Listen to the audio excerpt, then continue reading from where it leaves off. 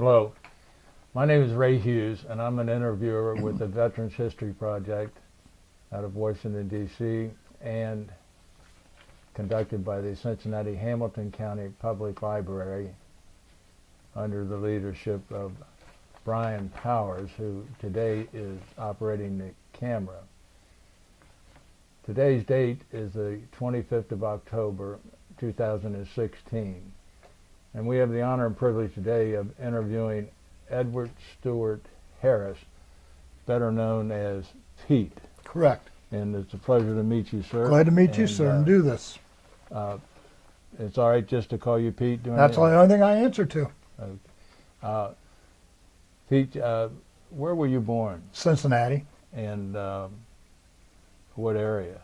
Well, I lived in what they considered Avondale. It was right across the yellow line from St. Bernard at the corner of Vine and Mitchell.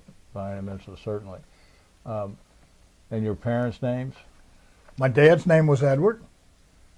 My mother's name, I found out later, I always thought it was Judy, and I found out her real name was Julia. Julia. And where did you, what was your street address?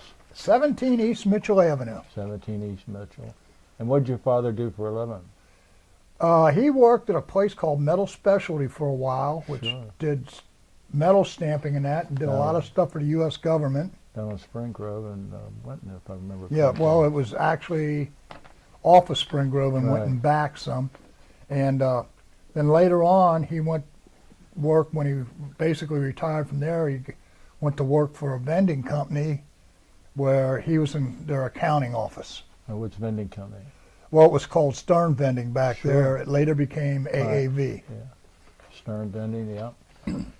Incidentally, my uncle worked at Cincinnati Metal Specialty. They're making ammunition. Yes, casings. You're correct. Yeah. That's what they used to do there. Yeah. Did your mother ever work? Yeah, she worked for a few years. She was a demonstrator. The old Bendix washing machine and dryer company. Sure. When you bought a washer and a dryer, or a washer or a dryer, they'd come and install it, and the next day she would come out and show you how to use it. I mean, the thing, she had a big plastic top that would go on top so you could watch the cycles and all that. I'll be darned. And I remember as a kid, a few times I was off school and that, I had no choice but to, go with her on these. Something you never hear about anymore. Well, we need that more today with all the push buttons we got. Yep. Did you folks belong to any particular church when you were growing up? I can't even think of the real name of it. It was a little church in St. Bernard. And then I also, with some of my buddies, later I went to St. Clemens with them, even though I wasn't Catholic. I went over to church with them because they went in the mornings, and hey, we're all together as a crew, so. Sure. What schools did you go to as a child? I went to St. Bernard Elementary. Then I went to Woodward High School on Reading Road, 7th through 12th grade. And did you go to college after high school? I went to UC for about a year and a half. And while you were going to UC, were you married or were you still single? Or I was single at the time. Okay. And what year is this now we're talking about? That you're second year of... It'll have been 64. I see. Excuse me, 65. Now, had you been employed anywhere while you were going to school, or? I worked at a Ohio gas station at the corner of Vine and Mitchell. I was one of their mechanics down there. And yeah. Were you mechanically inclined all through high school? Yes. So, in 1964, the Vietnam War was going on, or getting ready to accelerate, I guess. Did you join the military at that time, or were you called? No, I enlisted in 1966. 1966? Yes. And what was the date of your enlistment? March 13th.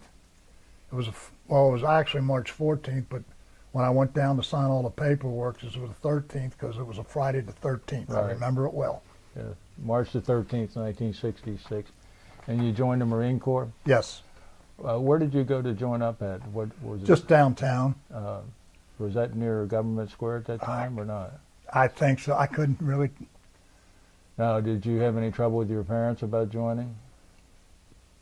A little yes, a little no. I had a brother-in-law that was in the Marine Corps. All my dad's family had been in the service, either the Navy, the Air Force, etc. But I decided I wanted to be a Marine. Mm-hmm. Why? I don't know. I'm going to be honest with you, I have no idea. It just seemed like the thing to do. I went down, I talked to the recruiter, and he was telling me different schools I could get into. And I liked the sound of being able to get into an aviation school. And that's what you wanted to do, was get Yeah. an aviation school? Yes, sir. So, so you joined actually on the 13th, and when did you leave? On the 14th. On a Saturday. Yeah, they put us up in a hotel for the night downtown, and the next morning we got up, got on a bus. They took us to the airport. They watched us get on the plane, because back then it was you came on from the tarmac and climbed the steps. Right. And a gentleman came with us, and there was a group of probably 20 to 30 of us. And next thing I know, we're in San Diego. San Diego, that's where you went through basic at? Yeah, I was what they call a Hollywood Marine. Uh-huh. So tell us about your basic training. And how long was it? I'm wanting to say it was over 12 weeks. And then ITR was a form of basic, so altogether it was around 16 weeks. And the only way you can describe it, if anybody has never been through a Marine Corps boot camp, is at first you think you're going to die. Then you get to the point that you're kind of happy you're surviving. And then towards the end of it, you have become where you're actually starting to, they tell you to run 10 miles, you'll say, okay, let's run 15 miles, where you're pushing back on the DIs. You're called every name under the sun. You get roughed up a little bit. But I think there were several times in Vietnam that when I flash back to my boot camp and my ITR, which was Infantry Training Regiment, saved my life. With reaction, where you didn't think, you reacted. When I went into boot camp, I thought I was in pretty good shape. Well, they decided, I went in weighing 235, and they decided that it was too big, so they put me on what they called the rabbit food, which you just got all salads and you worked. Well, when I came out of boot camp, I weighed 237, but it was their way, not what you... 237, and how tall were you, or are you? 6'4", 6'5". 6'4", 6'5". While you were in boot camp, did you get training in aviation? No, that was a school later. Okay. Boot camp is nothing but boot camp. And then after you get through all of that and you survived, you go to what they call ITR, Infantry Training Regiment, up at Camp Pendleton for 4 weeks, where you do all kind of shooting and stuff, you know, like you, because every Marine is an infantryman. That's your first job with the Marine Corps.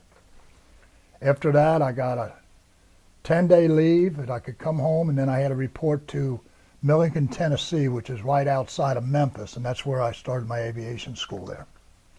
How'd you get home on your first leave? I took a plane home. Okay.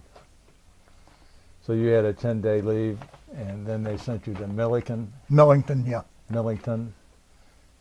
How do you spell that? I'm not sure. It's just, it's almost like a suburb of Memphis. Okay. And what was that? What did school entail? Well, it depends on what you were down there for. They had many of the aviation schools. They had avionics. My school was jet engines. They had people there that were learning to be crash crew people. They had people there that were learning to be metal shop people. You know, they had many different schools on this complex down there. And like I say, my school was going to be jet engines, become a jet engine mechanic. Mm-hmm. And how long was that school designed to be? I think it's got it on here. I don't know. I can't even remember now. 4 weeks? 8 weeks. 8 weeks. 8 weeks of school there. Uh-huh. Yes, I see that. So you're being trained to be a jet engine mechanic. Yes. So naturally you're thinking about going to an aircraft carrier. Well, I don't know about an aircraft carrier. I was thinking I probably was going to end up in working on jet planes and stuff. They told us when we were in this school, they says, and this is the exact quote, I remember all my life, blank, blank, if you flunk out of this school, you will be immediately shipped to Vietnam where you will become a grunt. And I laughed later on because two of my friends flunked out. One of them ended up with embassy duty in Sweden, and the other one ended up with embassy duty in Norway. And they used to send me postcards when I was in Vietnam. Tough duty. So you graduated then after your Yes. 8 weeks training. And what rank are you at this time? PFC. PFC.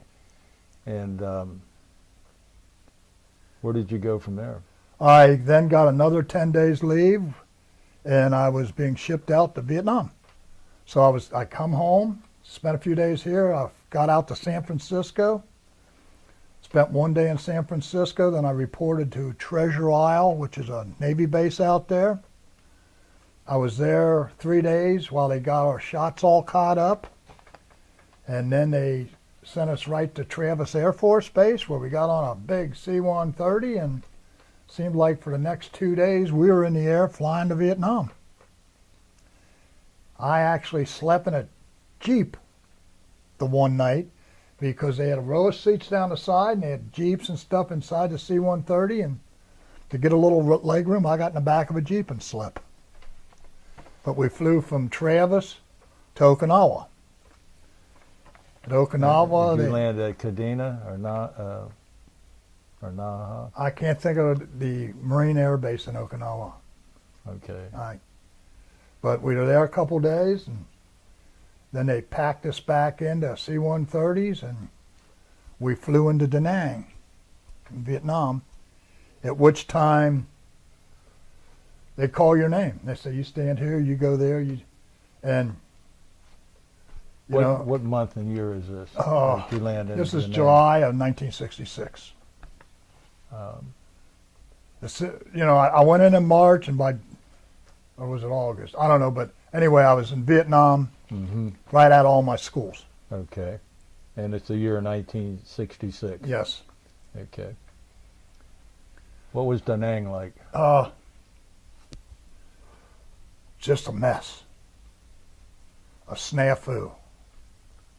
And then you know what a snafu is? Well, that's what it was, because you had people coming, people going, transports landing, one right after another, just stuff being moved.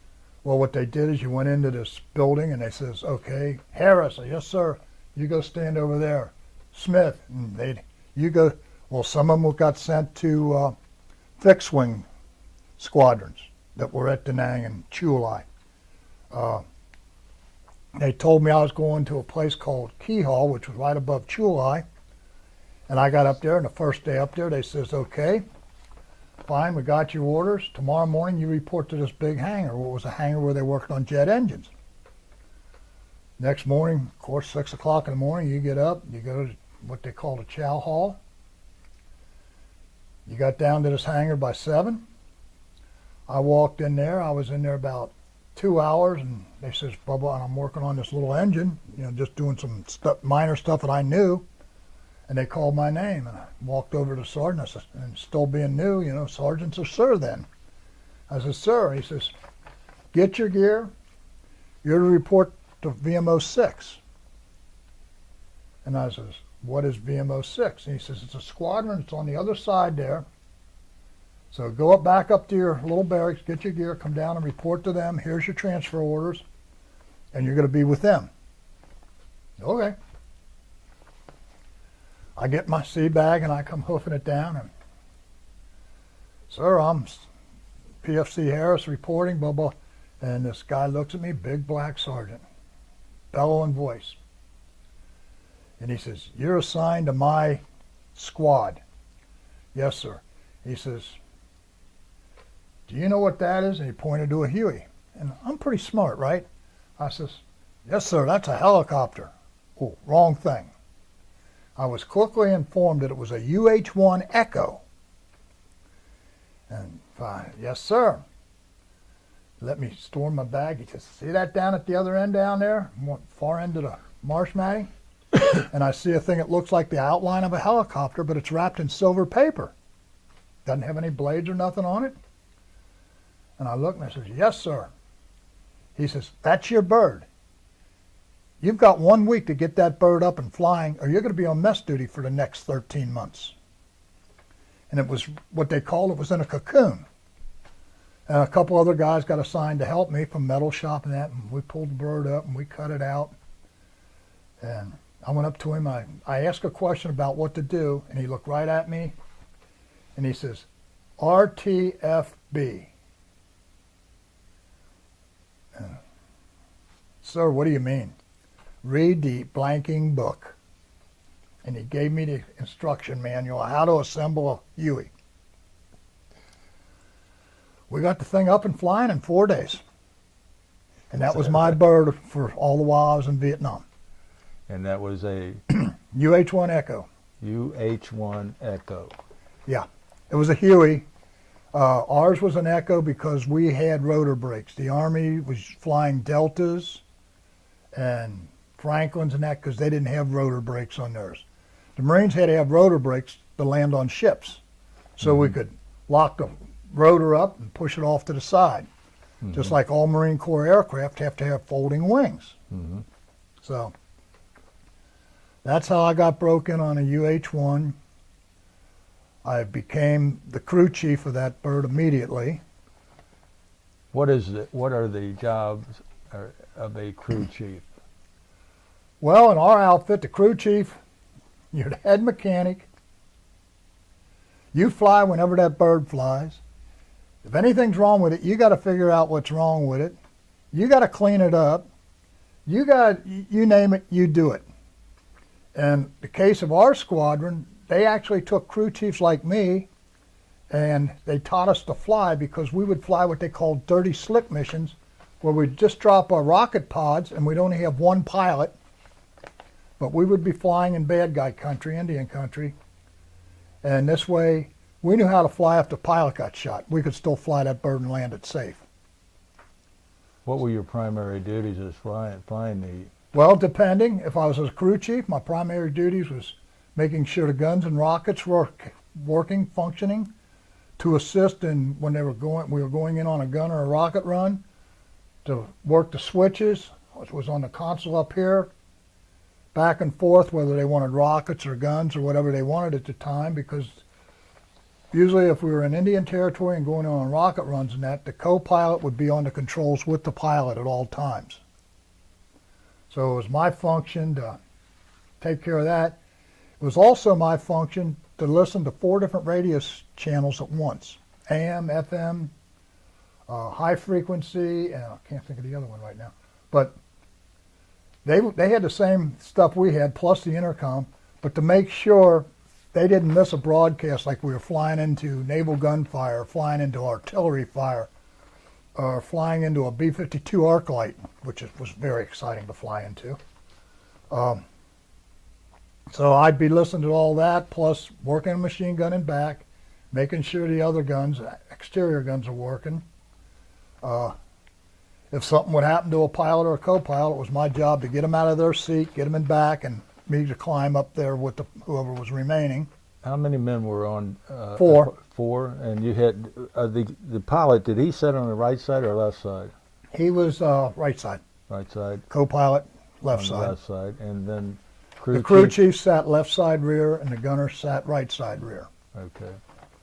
So, and their seats, there was 2 levers you could pull, and the back would just fall over backwards, where if one of them got hit, you'd flip it back, and if they were hurt real bad, pull them back and try to work on them. If they just hurt reasonably bad, where they, get them back there, then my job was, whoever it was, the pilot or co-pilot, to get up in that seat and become the co-pilot to whoever was left flying. I was lucky enough that I never had to do that part of it. A couple of my friends did, but I never had a pilot or a co-pilot shot up real bad. Uh-huh. But So you're assigned to the VMO VMO-6. 6, and what does that mean? VMO. It's Marine Observation Squadron 6. The V stood for, Lighter than air. yeah, Mm-hmm. the M, Marine, and O, observation, And 6. was our squadron designation. Okay. So you have finished putting together this Huey, I guess. Is that okay to Yeah, refer to it as it's a the only Huey? way to call it is a And Huey. so what happens then? Okay, I got it assembled. It passed the test flights and everything. And then it was my bird. And they made it very clear whenever that bird went anywhere, I was going to be in it, unless I was on R&R or whatever. And it was mine to do all the upkeep. I mean, there was times that me and my buddy Crutch and Shive and Lurch and all them, we'd work all night long to get 1 or 2 helicopters up, because the next day, let's say they needed 20 helicopters for a mass operation. Our squadron had 24. But 2 of them were slick, so they were always out of the game. And there was times that we worked till 3, 4 in the morning, and we actually got a couple pilots to take them up to test flight, even though they weren't supposed to. They signed them off if they had the test flight at 0600 or 0630, even though we were doing this at 4 in the morning. And sometimes we just, we got done, we crawled right back on our bird, and we slept there till it was time, because I think every launch in Vietnam was called 0 dark 30, meaning that's when you launched. It was always dark. You never. So I guess at this point then you're going to be called out for missions. Yes. Now you recall your first mission? I recall I was scared shitless. I recall when all the guns and rockets started firing, it was louder than hell. And as the old saying goes, and I'm sorry, camera, but your butt puckers. I remember that. I remember there was a whole lot of shooting, both going and coming. And it lasted a couple hours. Your missions when you're sent out, are they to rescue men or to take in? We did everything. Our squadron was unique in the point that we did insertions, we did medevac, we did picking up people, we did observation, forward air control for whoever was flying around in the big bad jets at the time, or the AD-1 Sky Raiders. Our squadron did everything. My one cruise book over there, we had one of our mascots was a pussycat, kind of weird cat. Well, one of them shows him carrying a stretcher. And then a couple years later, or a couple of months later, the squadron emblem changed to he showed him carrying rockets and guns. But those particular, our patches that went on our flight jackets, the cat had big brass balls. And we were known throughout Vietnam. Okay, this is one of the later ones. You can see we're still an observation squadron, but now we're carrying rockets. Mm-hmm. One of the early ones is just like this, but instead of a rocket here, it's a stretcher.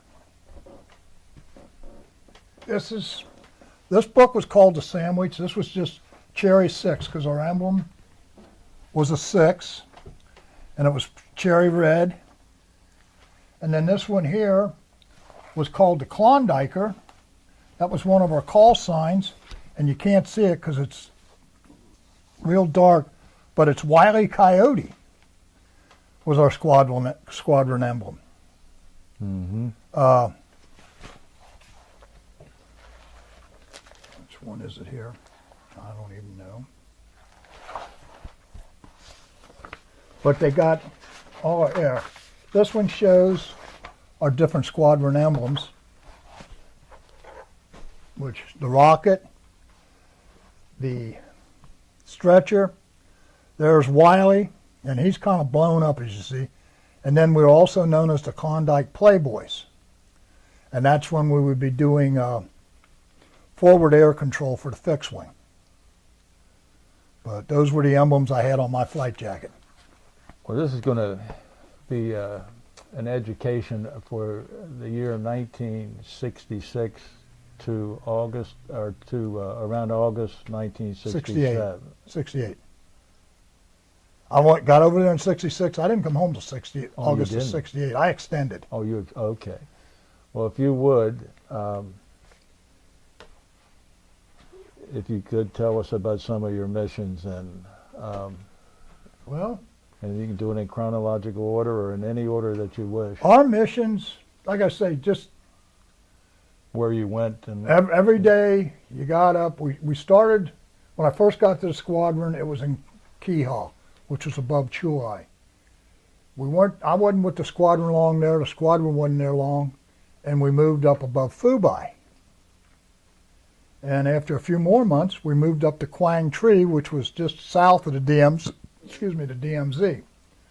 Our missions were aerial gun support for the grunts, resupply, insertion, extraction, medevac.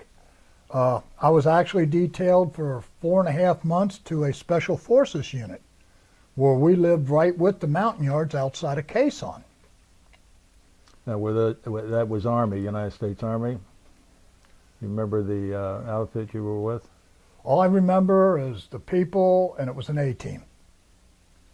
And the head of it was called Cowboy, and he wore 2 pearl-handle 6-shooters.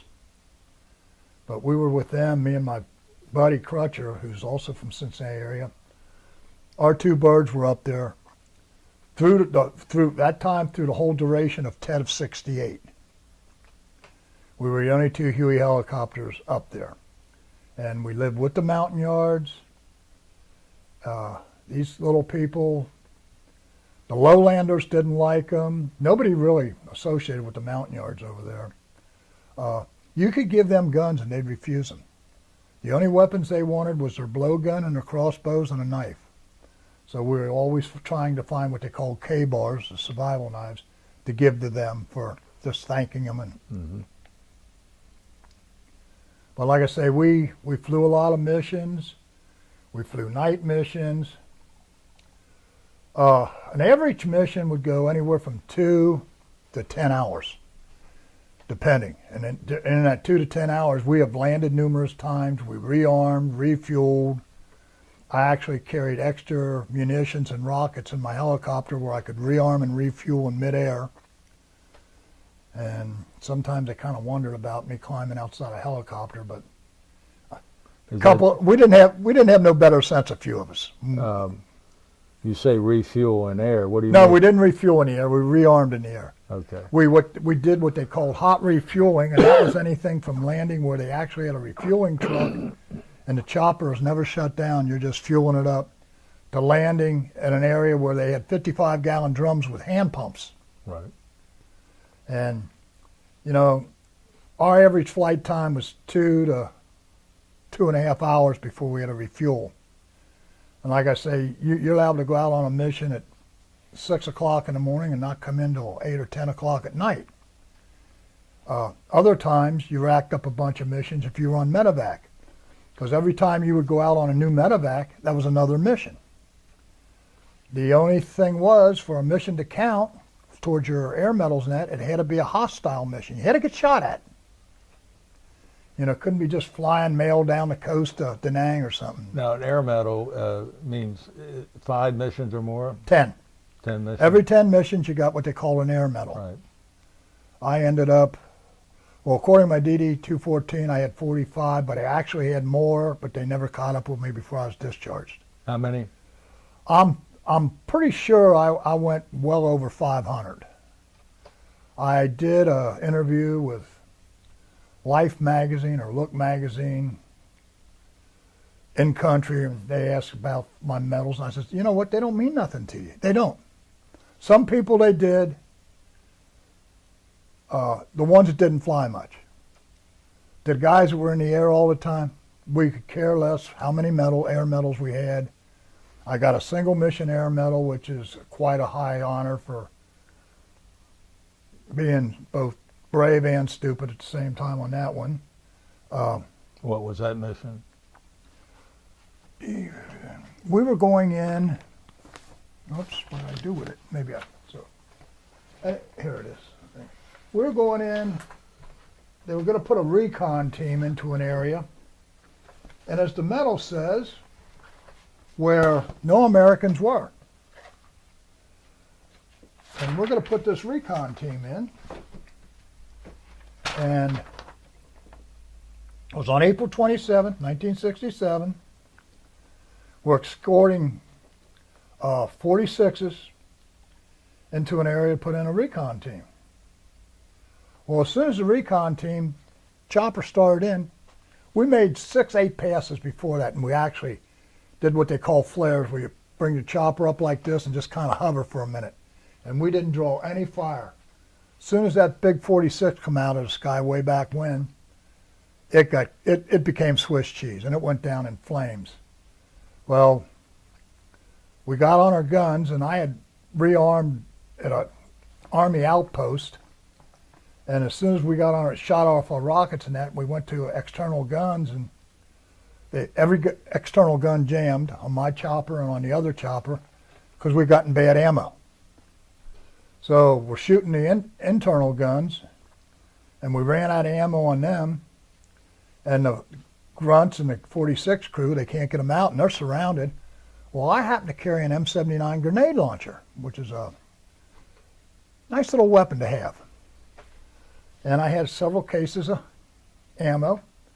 And so the pilot went into what they called a little delta circle, and I was letting loose in the tree lines where they were drawing all the fire with my M79. And finally, they quit shooting, and the other 46 got in and evacuated everybody. But to fire this thing accurately, I actually had to stand out on the skids or sit on the rocket pod so I could shoot straight down. And and my pilot's just, Captain Cobb, he was just having basically a hoot and holler, having a good time with me out there. Well, I'll get even with you later, Captain, but I didn't even know he put me in for this until I got the award. But it was just a case of, I didn't think, it was just instinct. Just protect these guys. I have something here I can protect them with. Let me use them. Where is this area at that you're at? Well, technically, we're west of TACAN 69, which was a radio channel you flew off of over there. Mm-hmm. Different areas had different TACANs. And if you really figured it out, we were in Cambodia. But they say so many miles, and you say, yeah, okay. But then you figure out where Quezon is, and then you follow it out, and you say, whoops. Yeah. And we were probably 6-8 miles into Cambodia. Now, is this Army units that you're protecting down there? No, this was a Marine recon team at this time. We put a couple Army units in North Vietnam, and we protected them. Above the Caveat, which was the river between North and South Vietnam, we actually put this A-team several times. We flew out of Quezon and flew north, and they says, okay, this is where we want out at, and no questions asked. But we were in North Vietnam. So do you land when you unload these men, or do they? We flare. Oh. Come in. We'd be coming in at maybe 80, 90 knots. Flare that bad boy, and I admired them. Get down to maybe 5, 10 knots, 2, 3 feet off the ground. Sometimes even the rear stinger would hit the ground, which protected the rear rotor, and they were gone. And the only way you knew they were gone is the helicopter would jump up, because you just got rid of a whole bunch of weight. Yeah. And it was always fun working with them. And these are Army Special Forces men we're talking about yes. now? With them, it was always different working with them. Sometimes we'd put them in, and within an hour they're calling us, come back, we got what we needed. And we'd go back, and they already had 2 or 3 prisoners, and we'd make a flare, they'd throw the prisoners in, they'd climb on the skids and hold on, and then start climbing. I'd be yanking them in, my gunner would be yanking them in, and the other planes would be yanking them in, and we'd be gone again. But they played hard, they lived hard. I like working with them because you got the best of everything. There's an old saying amongst the Marine Corps is how so few can do so much with so little. And it's the truth. We scrounged stuff, we stole stuff, we begged, we borrowed. The Army would set a Huey down and put charges in it because it took a few hits and it had a hydraulic leak. And we'd know where it was, and before the charges went off, we'd land, patch up the hydraulic leak, throw the chargers out, and fly the bad boy out of there. Then we'd get it back to our base, and we'd strip out everything we could use. We actually, at one time, had an Air Force C-130 in a helicopter outfit. We borrowed that down at Tonsonet. We went in there to get some parts, and there was a C-130 sitting there. I was talking to a couple of Air Force guys, and they said, oh yeah, it took a few hits on the hydraulics, and pilots landed it, and the crew walked away from it, and we're not sure what they're going to do with it. Well, we got out what they called the blade tape, wrapped up the hydraulic lines real good, threw some hydraulic fluid in. We called our one pilot over. He says, what do you think? He says, oh, let's fire the bad boy up. He fired it up, and worked the pedals and everything. He says, hydraulics are holding. He says, one of you guys need to be in the back there, though, in case it starts leaking, to rewrap it. And we flew that thing from Tonsonet back to Quang Tri. And we came in using our squadron call sign, and the tower went nuts like, wait a minute, you're a C-130. What are you using a helicopter? But we figured Air Force didn't need it, so we did. And we used it to take some unofficial R&Rs to Thailand and Bangkok and that. How long did you keep the C-130? Oh, it was still there when I left. Huh? It was still there when I left. Anything we took stayed. When I left Vietnam, our outfit was supposed to have 24 helicopters, and we had 36. Thanks to the Army. As soon as we bring one back, they'd paint it Marine Corps green, put on a bureau number, make up a bureau number, and it was ours. The older guys over there all had their own personal Jeeps that we stole from the Army and the Air Force. You know, we'd go somewhere and there'd be a couple of Jeeps sitting around. Damn, they must have abandoned that Jeep. Drive it back. The only thing we ever had to give back, our colonel made us give back a little Bell helicopter some Air Force general flew in with, his personal little helicopter, and we stole it. And they had already had it painted. He was at a meeting in Chow, and they already had it painted, our metal shop and that. And our colonel called us, four of us, he knew who was, and he called us and he says, please return his helicopter. And I mean, he was, you know, please. Tell us about your crew members did you serve with the same guys the whole 2 years that you were there? Some of the pilots all were rotated in and out anywhere from 6 to 12 months. There was a group of enlisted, we all extended together. We got there within a week or two of each other, and we all extended with each other. What were their names? You had the nicknames, I know. Shively, Ippolito, DeFeo, Muldrew, Crutcher, Snyder, well, he got killed over there. But those were basically the guys we extended with. We were basically the guys that we ran the outfit. The officers knew it. The COs knew it. That whatever we wanted to do, twice I didn't get promoted, but I didn't get demoted. The one time I blew up the CO's Jeep making a beer run. Hit a landmine. Well, yeah. He got a little pissed off because I was making a beer run for a promotional party for 3 of us. Well, he decided he wasn't going to promote me, but he didn't demote me. Were you hurt when you hit the landmine? I got thrown out and bruised. The only thing that was hurt was my ego. Yeah. The other time we blew up a Jeep, the only thing, we blew up the beer with it, which we'd gone to a Army area and they had pallets of beer and we stole a whole pallet of beer. Now a pallet of beer had 144 cases. Okay. We stole the whole damn thing. And coming back, Crutch was driving and we hit another mine of some kind. We got thrown clear and all the beer got blown up. Now that upset me. What base are you spending most of your time at then, or you're headquartered at? Well, I was headquartered most of the time out of Gallantry, which was up north. Few months in Quezon, few months in Fubai, but most out of Gallantry.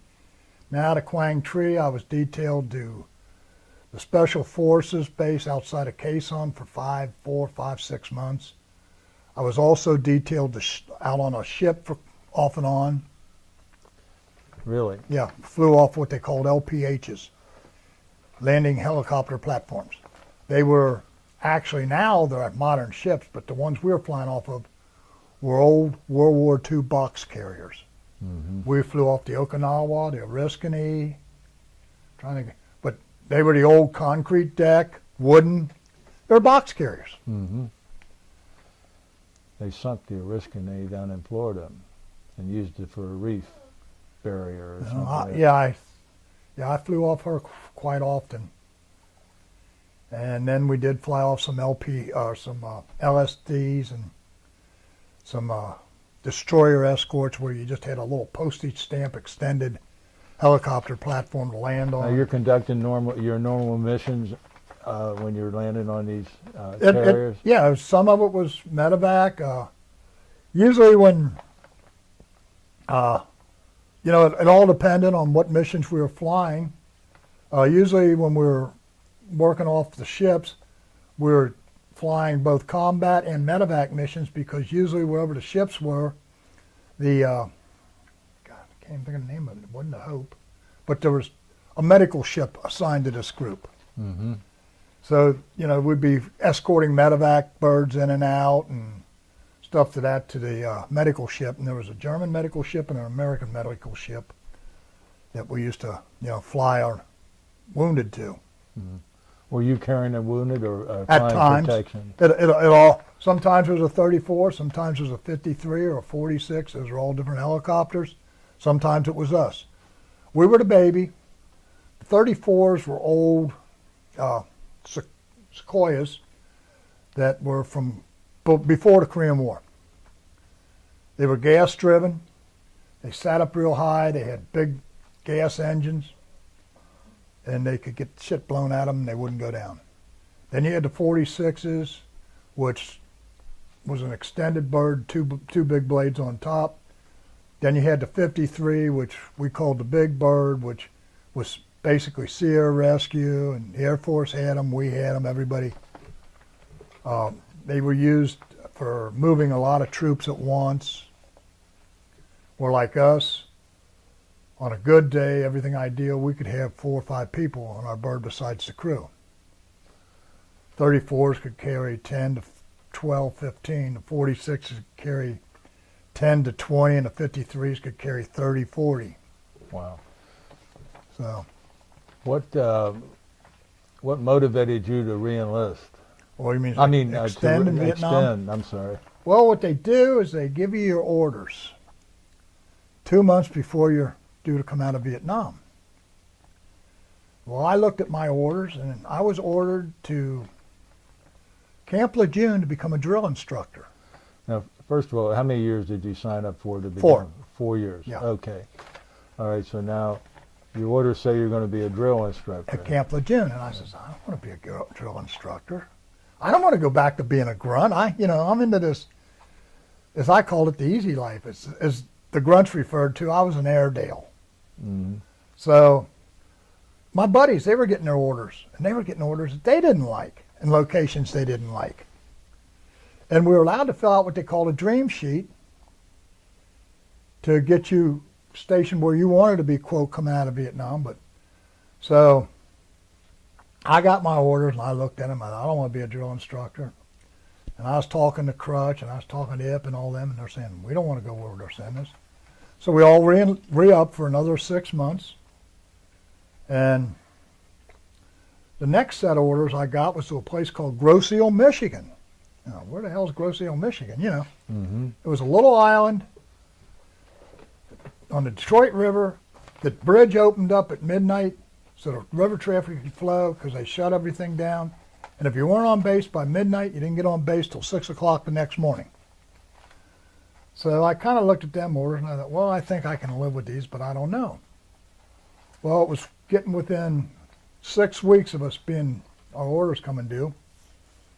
And I don't know why, we got a new flight surgeon, and all of a sudden he decided a bunch of us needed to go see some psychologists and some psychiatrists down in Da Nang.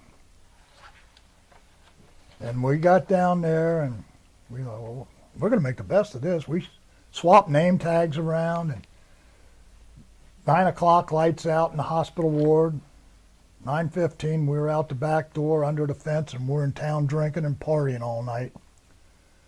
Well, this people down there decided we were basically wacko. And they listed us combat fatigue, unfit for combat duty. So none of us could re-up again for another 6 months. So we had no choice but to go to wherever our orders sent us. And so you went to Grossau. I see. Any of your guys in your crew go with you? Or No, I was the only one there. It was a little reserve base. When I got there was 2 C-119s there, 2 H-34s there, which were the gas-driven choppers. And I says, why did they send a jet mechanic here when I don't know nothing about these aircraft? And I was talking to a sergeant up there that lived a little farther up in Ohio. And he says, well, I'll teach you about the C-119s. They were the old flying boxcars. Right. Well, I was there about a week and a half, and we flew a few missions, cross countries in those. And all of a sudden, one morning, we wake up, and everybody's packing crates of tools and stuff up. And they're putting them on these 34s and 19s. What's going on? We got orders out of here. I said, wait a minute, I didn't get any orders. And there was like maybe 12 of us that had something to do. I knew a few of them from other squadrons in Vietnam, but we worked on jet helicopters. A couple of them were 46 people, hydraulic people, and this, that, and the other. Well, all of a sudden, there goes 2/3 of our base, and we're left. And I'm thinking, what's going on? Well, a couple days later, this OV-10 comes in, Bronco. What the? I'm looking, I'm saying, okay, that's really nice. What is it? Well, the guy gets out, and he's a tech rep, and another one lands, and it's got a tech rep in. He says, you're getting 4 of these up here. I said, oh, that's nice. And they leave, and there's airplanes sitting there. And we have nothing to pull it in the hangar with, nothing. It just has to sit there because we're not equipped for it. And a few of us there. Next day, they come back. And they bring another one. Well, we finally got 4 of them. Our CO then was a, believe it or not, was a captain. And he was worked in supply. He knew nothing about flying. He had no wings or nothing. He could care less. We had a phone number to call him if we needed him. He never even came to base. Our XO was a first lieutenant who did have wings, but he wanted to hang out with the Navy because they had big, real jets. So all of a sudden we got these OV-10s, and they decide, well, you 4 guys, Pete, you're senior, you 3, you're the crew chiefs. Okay. Well, then this tech rep says, well, you got to know something about this thing. I may as well take you up and show you around the air what it'll do. The first clue, I should have known something was wrong. He was in a G suit, and I'm just in a regular old cloth flight suit.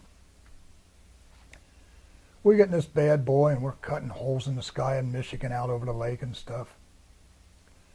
And that's when he says, you want to fly it? I said, not really. He says, well, bubble.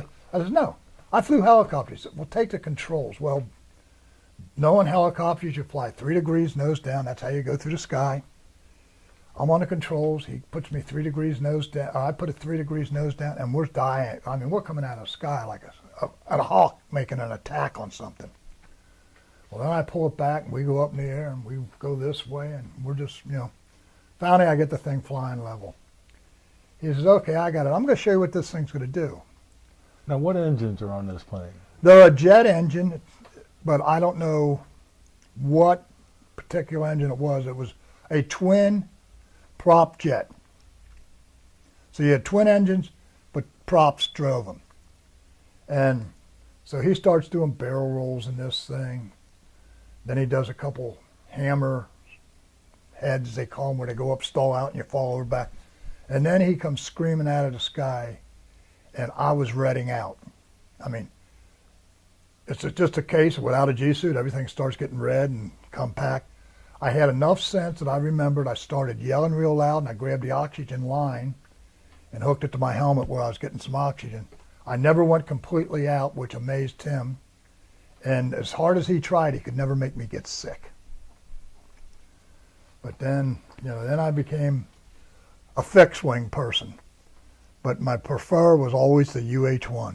Now, we never did discuss the engines in the UH-1. It was a jet engine.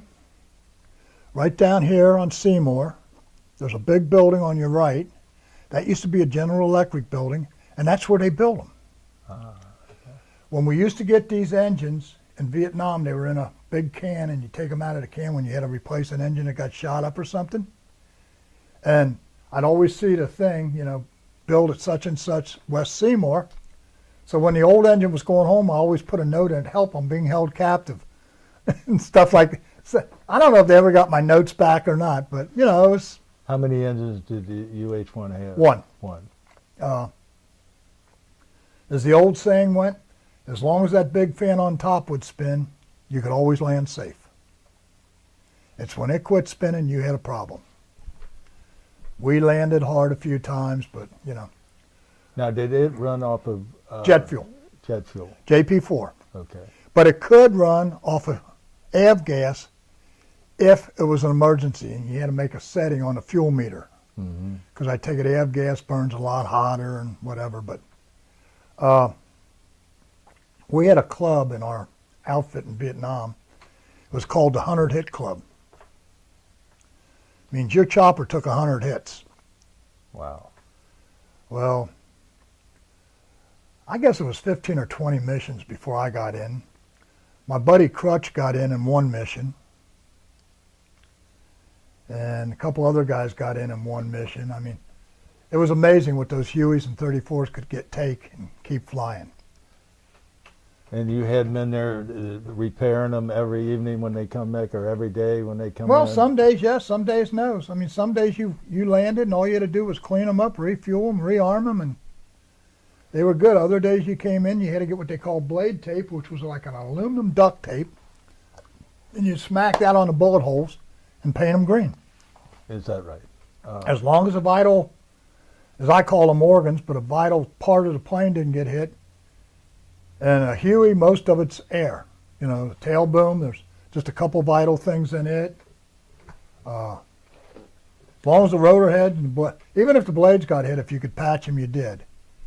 But as long as nothing, vital got hit, you just patch them up and fly them. I forgot to ask you, were any of the men on your crew ever wounded? Or? Yes. I had a gunner shot up, and I had a co-pilot take a hit. I got hit, but I didn't take credit for that hit. I got shot by my buddy Crutcher. His gun's jammed. We're doing all the shooting on my side. Well, he pulls out his .45, and I got my leg propped up like this so I can stand up on my machine gun like this. He opens up. First shot went under my leg. The second shot hit me right there, went clean through the muscle, came out the other side. I'm yelling, I'm hit. Captain Cobb was our pilot, and he turns around and says, "Really nice job, Crutch. Thank God that gun jammed." And, it was one of these deals, well, you want to, I know you, our outfit you never took a cheap Purple Heart, and that would have been considered cheap, because the next one you got was given to your family. It was a superstition, but it worked. We went in, Corpsman looked at me and says, "It's clean through." He dumped some alcohol on it and peroxide, put a couple gauze pads on it, taped it off, and says, "There, you're well." To this day, every time I see Crutch, I remind him I still owe him one. What's Crutch's full name? Robert Crutcher. And he lives here in Cincinnati? Well, I ain't sure where he's living right now. He was living in Florida. He came home for a while. He used to live up here. He came home for a while. Then he bought an RV, and I ain't heard from him since, except occasionally I get an email. So I think him and his wife are living a good life touring America. Yeah.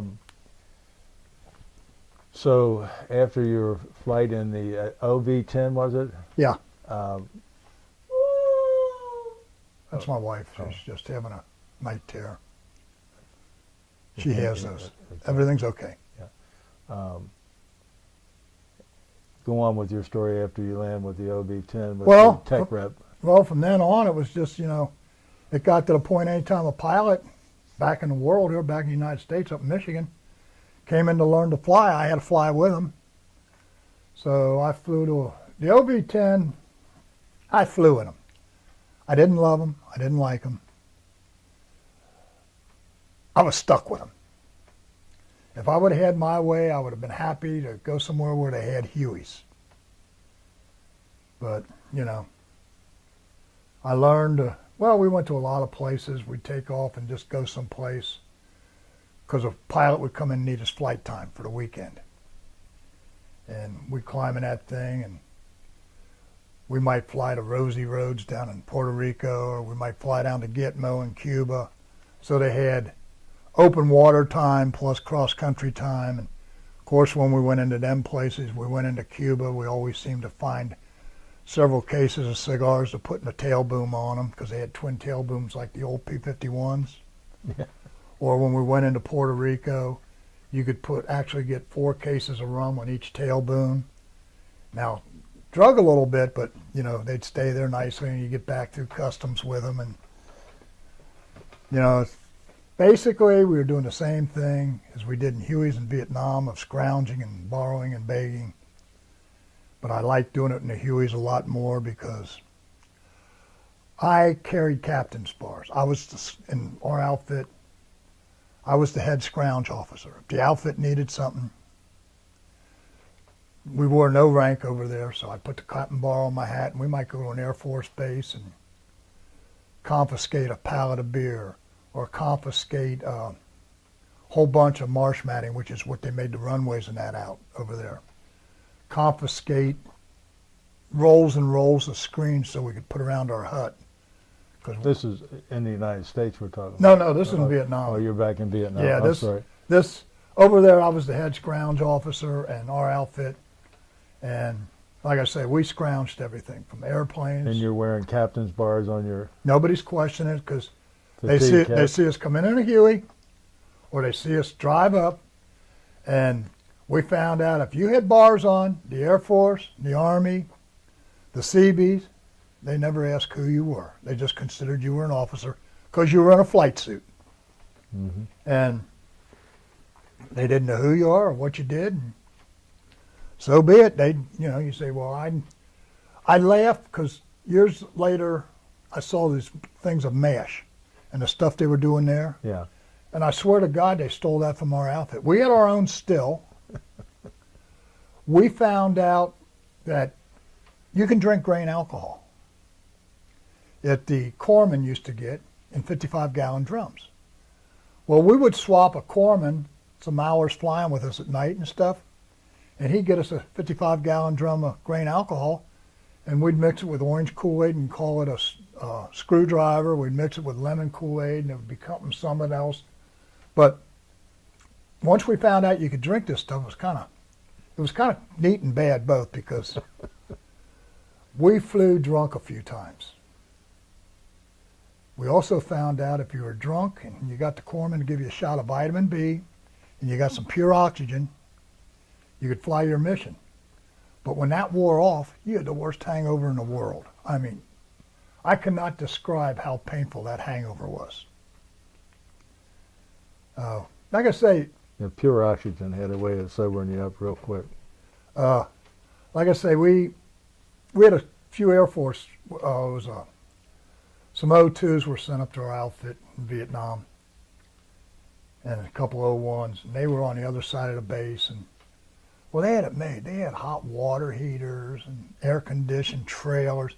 Not to knock the Air Force, but those guys had it made. Well, during Tet, they pulled all the Air Force guys out of our base. Well, as far as we were concerned, they abandoned everything on their side. We didn't know if they were coming back ever. Birds were all gone. People were all gone. We went over and we got the trailers and the hot water heaters and the Jeeps and the truck, everything they had. Air conditioned trailers. And what we did is the Seabees dug trenches and we put the trailers in the trench, and then we brought, the Seabees did, we didn't, brought up these big air intakes so they could suck in fresh air for the air conditioners and throw out the hot air. And Air Force eventually came back and it was like, where's our base? Sorry guys, must have gotten blown up. Because things did get blown up. Our hut got blown up 4 times. We actually, after the second time, painted a big red bullseye on our hut, on the roof. Our CO says, you can't do that. We had this goofy sergeant major who was strictly Marine life material. He says, well, they're going to shoot. I said, they already shoot at it. Our hut's on it, what they call an aiming stake. And we says, you know, twice our hut got blown up in 2 weeks. Well, hooch they were called, really. And it was like, so what if we put a target on it? Who gives a rat's? You know. Our hooch was made of nothing but screen, some 2x4s to hold the screen up, and a wooden floor. He says, you know, this, and a roof, you know. This way we can get out of it in a hurry. We can run through the screen, and it was nothing solid. It was going to, you know, they were going to rebuild because it was, like I say, ours got blown up 4 times. Me and Crutch and Ippolito were kidding the officers. The one time it got blown up, there was this big crater and water filled in it. And we said, well, look, we got a swimming pool. Do you guys? And they just look at us like we were nuts and kind of leave us go. And we got in trouble with one 4th of July for shooting off flares. And, you know, the enemy can find you. The enemy knows where we're at. Come on, people. You know, the enemy works on this base in the daytime and then shoots at us at night. You know, jumping back to that hospital where you guys... down to Nang? Yeah. What happened to the guys that you were with there? What did they do? We all got sent back to our outfit, and then we were all... But every one of us went home. I see. It was just... That was the main hospital. You had Delta Med, Charlie Med, Alpha and Bravo Med. Those were like you saw in Vietnam. Mm-hmm. Patch them up and get them to the main hospital or the hospital ship. That's basically where we flew in all our injured, to those different meds. Our outfit had a flight surgeon attached to us and 2 corpsmen, which are you call doc. Mm-hmm. I don't care what their names were, they were doc. Period, stop, end of sentence. If you asked them what they were Marines. Mm-hmm. You know, you got used to flying people into these other meds, just getting them out, and then you might come back a day or 2 later, and how was so-and-so we brought in? Well, he didn't make it, or he did make it. I actually, a kid I went to high school with here in Cincinnati, I medevaced him in. And I didn't recognize him, but he recognized me. And it was like, whoa, you know, and he didn't make it. DI I had in boot camp was back in Vietnam, and I medevaced him. And I did recognize him, and we were talking. Well, I carried every helicopter. Our CO required us, we carry 4 canteens of water, 1 for each person. In case we went down, we got water. Well, I carried 6. The 2 spares were full of Jack Daniels or grain alcohol. And if they didn't have a belly wound or a bad head wound, I'd always say, you want a shot? And they'd look at me. I got away with that for several months till a pilot one day went over to grab a canteen. And I was not at the bird, I just saw him grabbing it. He uncapped it. And all of a sudden it was like, you know, wide-eyed. And he yells, all I could remember is him yelling, Harris! You rang? What is it? I said, Jack Daniels, so pretty good, ain't it? He just shook his head and says, no wonder you people do weird shit. He had just been new into the outfit. We were allowed to haze new pilots. we were given permission by our colonel, if a new pilot come in and screwed up, we could haze the hell out of them and do stupid shit. New pilots had to learn to help clean up a helicopter. And if they got sick in it, guess what? They had to clean it up. Not me, but them. Me and Crutch and a couple of the other guys, we could get on target with our machine guns in 5 rounds or less. We bragged about that. But we could also manipulate our machine guns where we were blowing hot brass down a new pilot's neck. And they'd be bitching because their back got burnt and they'd be squirming. But like I said, we did a lot of things to the pilots over there, a lot of goofy stuff. We're flying with a new co-pilot and an old pilot. I put on my gunner's belt, which let you go out 20 feet. If you fell, you'd fall 20 feet. Well, I'm crawling up the skid underneath the pilot, and all of a sudden Crutch yells, enemy tank, and they bank. And then Crutch screams, Pete fell out, Pete fell out. And I'm holding on, and this bird's going like this, where the pilot and the co-pilot are trying to see where I landed in the rice paddies, if I'm dead or not. And I knocked on the bubble underneath. That didn't make them happy. We laughed, but that didn't make them happy. I guarantee you. And I says, okay, well, that was a good one. Flying with Captain Price, we went in on a mission. And when we went out, I saw this hut sitting next to a bomb crater that had water in it. Well, we're coming back. The hut's on the other side of the crater. And I says, wait a minute. And I says something to Denny. I says, Captain Price, Captain Denny, he says, what? I says, you remember that hut? Yeah. Did it move? He says. So we decide we bank around, come in, make a gun run on it. He opens up with the 60s. The tracers are hitting this hut, and they're ricocheting. Now, wait a minute. Tracers don't ricochet off of straw huts. All of a sudden, this tank comes rumbling out, and his gun starts coming up, and it's like, oh, shit, let's get out of here. Wow. Anything we carried on a Huey couldn't hurt a tank. Let's call in the big boys. And we called, and there's 3 AD-1 Sky Raiders on station. An AD-1 Sky Raider is an old World War II, Korean War, prop-driven. You being an Air Force man, you probably know they carried the world in ammunition. They could fly all day, and their idea of making gun runs or bomb runs were 50 feet or lower half the time. And God love them, and we did. Well, they come over, and we told them what they had, and one guy says, I'm going to get them with my 50. And he rolls in, and there's 350s on each wing, open up. You see the rounds, the HE rounds hitting and exploding. You see the tracers hitting and ricocheting. So his buddy comes in and says, I got a 500-pounder. He put it right down this guy's tube. And we had to give him a probable kill. We couldn't find enough of it left to say it was a confirmed. I mean, you know, it was like, we'll give you a probable, and we don't know how many people because we ain't found enough to identify it as a tank. And the Air Force guy says, I'll take that. Like I say, we had a good working relationship with them. B-57 jocks we had a good relationship with. Of course, our own Marine Corps fighters and Navy fighters. The biggest nightmare over there was the B-52s. They would do what they called an arc light, and that's where the word rolling thunder came from. There'd be a lead and one off each wing so far. God knows how many bombs they can carry. But they'd come over, and they wouldn't even announce when they were making these arc lights. And the reason they call them arc lights, because at night, it just lit up like northern lights. I mean, you know, miles and miles away you could see them. Well, there was more than once. We were in the cone of an arc light and didn't even know it until they started dropping. All of a sudden, the bombs are going off on one side and the other side.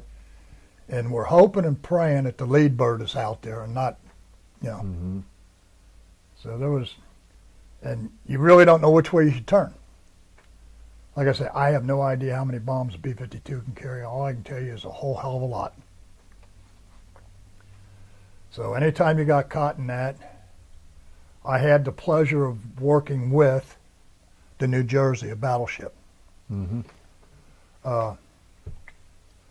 We called for naval gun one day, and we'd bring in naval gunfire. Well, usually you gave them 1,000-meter coordinate square and then corrected. Well, we got this call sign we'd never heard of, and I'm working the pad and back. I'm saying, okay, blah, blah, blah, and I'm giving them coordinates. I give them 6-digit, and they says, no, we want 10-digit. That's a 10 square meter. And I says, I can't remember, I think Rosenthal was my pilot. I says, Lieutenant, what do you think? He says, give them what they want, Pete. So I give them a 10 square meter. And I'm thinking, come on, Navy, I've worked with you. You're lucky if you can get 1,000 square meter. All of a sudden we see these three, it looked like Volkswagens coming through the sky. They fired 2,000-pound projectiles. That's what the battleships fired. And they had their own slipstream. All of a sudden, this area we're looking at, boom, it's gone. And they says, we're firing for effect. And it was an island that had some quad 50s and other stuff on. Well, we backed off a little bit, and they worked out probably for 20, 25 minutes, and there was no longer an island. All it was a muddy spot in the ocean. But I had never seen anything like that in our lives, so we asked where they were at, and they were actually just about 3 miles out. So we're talking, we're going to fly out and see what these things are. Those guns look so big, it looked like you could fly down them. Now, how far were you away from the target area that they were firing? Well, when they first opened up, we were about 200 yards. In the air? In the air and about 50 yards, 200 yards away, 50 yards up. It was like, let's get the hell out of here. Yeah. We got in that a lot. We had that problem quite a lot where we had our noses where they shouldn't be. Mm-hmm. I shot down an Air Force F-4. We told the guy, they're making their gun runs, and we told him, pull out to the right. First one went in, he pulled out to the right, here comes his wingman in, he pulls off to the left. Well, we're already climbing all over our machine guns, you know, just outside where their bombs hit, and he pulls out right into my gun, and I knocked. You didn't intentionally shoot him? I didn't intentionally shoot him, but he was very upset with me. Did he live? Oh, we picked up both him and his rear. F-4 is a F-14, Phantom. yeah. Or yeah. F-14 or F-4? F-4 the Phantom. The Phantom, yeah. Yeah, and we picked up his rear and him. He wasn't real happy with us. Well, he says, hey, fool, you're the one that went the wrong way. It wasn't us. And then, of course, anytime we pick up a pilot, we'd hold him hostage for ransom. And I don't think he was too well liked, because when we called down to Da Nang and said, we got this captain and this major, blah, blah, this, we were told to keep him. We says, no, all we want is a case of Jack Daniels, 25 gallons of ice cream, 10 cartons, 5 cartons of a menthol cigarette, and 5 cartons of Camels, regular, and you get them back. Well, you can keep them. We told this guy, and he says, no. I says, here, you get on the radio down to Da Nang and talk to your squadron. They don't want you. Now, I don't know if they were just kidding or if they didn't like this guy, but we never had any pilot we rescued where they refused to ransom him. And they flat out said no. And another thing, when we had the pilots, they were our slaves until they got ransomed. So they had to, you know, help clean the Hueys, wash them down, clean up around the area and stuff. It was all in good nature. How often did you are involved in rescuing pilots? A couple times, I'd say a week. Mm-hmm. We'd actually, when we were in Quang Tri, we would fly in North Vietnam to pick them up there. Naval pilots or Air Force? Anybody. Anybody that went down, we went after, even the ARVNs. Because the ARVNs flew with the Air Force, the AD-1s, or A-1Ds, whatever. But yeah, we would go get them, no matter who they were. We didn't care. There was times that the Air Force, with their 53s and that, they refused to go because it was at night or it was rainy. Or we flew with a bunch of pilots and crew members that were totally screwed up. We flew in any weather. We flew at night, and that was long before night goggles and stuff like that, where we would fly by the glow of the moon or the whatever, or just knowing the terrain. And that's why my squadron that I was in was so well known over there and liked over there, because they knew if we were called for, we'd be there. It got so that the Army was constantly calling for us because we would be there. There was a thing on a rear tail rotor hung above the line shack, and it said, "Through these doors walk the most effed up fighter pilots in the world," because we flew at any time. Games we used to play is see who can fly lowest to the hooch out in the middle of nowhere without hitting it, and we'd come back in with straw in our intakes from where we were flying so low and doing shooting and that, and stuff would blow up. I came back in several times. One time I didn't think we were going to make it back because the hydraulics were going out, but we went in, and my buddy Crutcher's plane's coming behind us, and he's firing, and his shrapnel actually came up and damaged my helicopter. And his whole quote was, "You shouldn't have been there." Of course, he worked all night with me to get the damn thing back up. Did you ever work with any of the South Vietnamese? With some of their troops and some of the pilots that flew the old Sky Raiders, the prop jobs that flew with the Air Force. We worked with them. We did work with some of their troops. We preferred not to. We worked with Korean troops. Loved them. They were the meanest little devils I'd ever seen in my life. If we went in to get fuel with them, I'd watch these guys pick up 55-gallon drums of jet fuel and carry them over to our chopper. We worked with some Australians, and I made the mistake there of calling them limeys.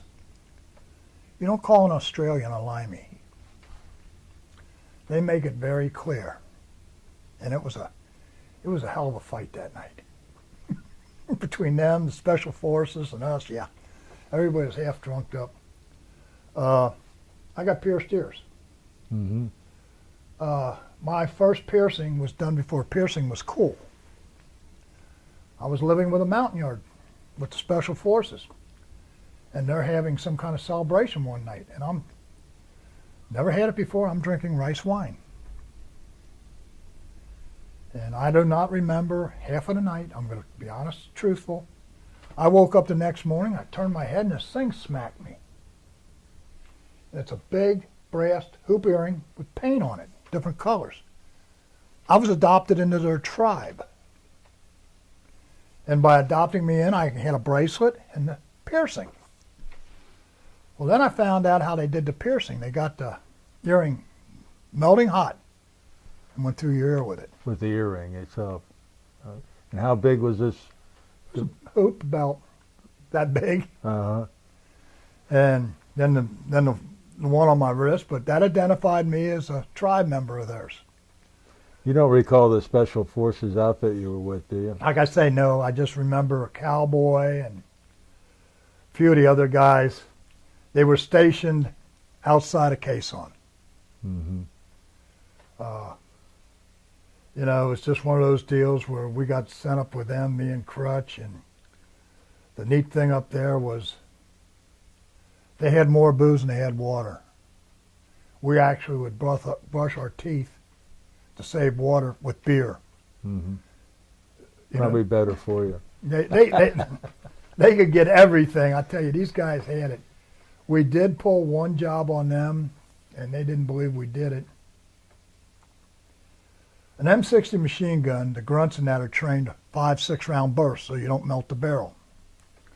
Well, with a Huey and that big fan upstairs, once you climb on that gun, you just stay on it and the air cools it off. Well, they got hit one night, and their 150 and their 160 got taken out. So they got a big area that's not covered. And me and Crutch are talking with the pilots, and all of a sudden this one pilot says, well, hell, we can fill that gap. He air taxied the Huey over and just was hovering, and that gave him 4 M60s, 2 on each side, and 24 rockets on each side. There's firepower on that gap. And these guys thought it was crazier than hell because, you know, they saw us open up with our 60s, and they're saying, you're going to melt, we ain't going to melt the barrels as long as that fan's blowing. And we also carried, you know, spare barrels. And in all the gun runs we made over there where we'd go through thousands of rounds at one gun run, I never melted a barrel. Give you an idea what a Huey carried. It could carry 18 rockets, 24 rockets, 36 rockets, or 48, depending on the rocket pack. In other words, you had 9 on up on each side, up to 24 on each side. You had, my bird had 2 M60s on each side, and the M60s inside, and everything else I carried in the belly. My buddy's Crutcher's bird had what they called a tack, which was an M60 in the nose of his chopper, besides his other stuff. But he couldn't carry as much ammunition as I could, because he had a different type of, he had what they called a 540 rotor head on his Huey. I had a 204, and 204 could lift more than a 540. And the casings just go off into the into the cockpit, into the here, out of the bird. You never knew where they were going to go. Yeah. The only thing you knew is every time you fired a rocket, if you had enough sense and you could, you looked away because there was always shrapnel coming out of that rocket when it went out the tube. You know, and when I first got home, I would always, all of a sudden, my wife would say, "What's going on?" I'd have the little bumps coming up, and I'd squeeze, and a piece of metal would come out of my arm. But and then I'd also carried anywhere from 12 to 20 more rockets inside my chopper, depending on the mission.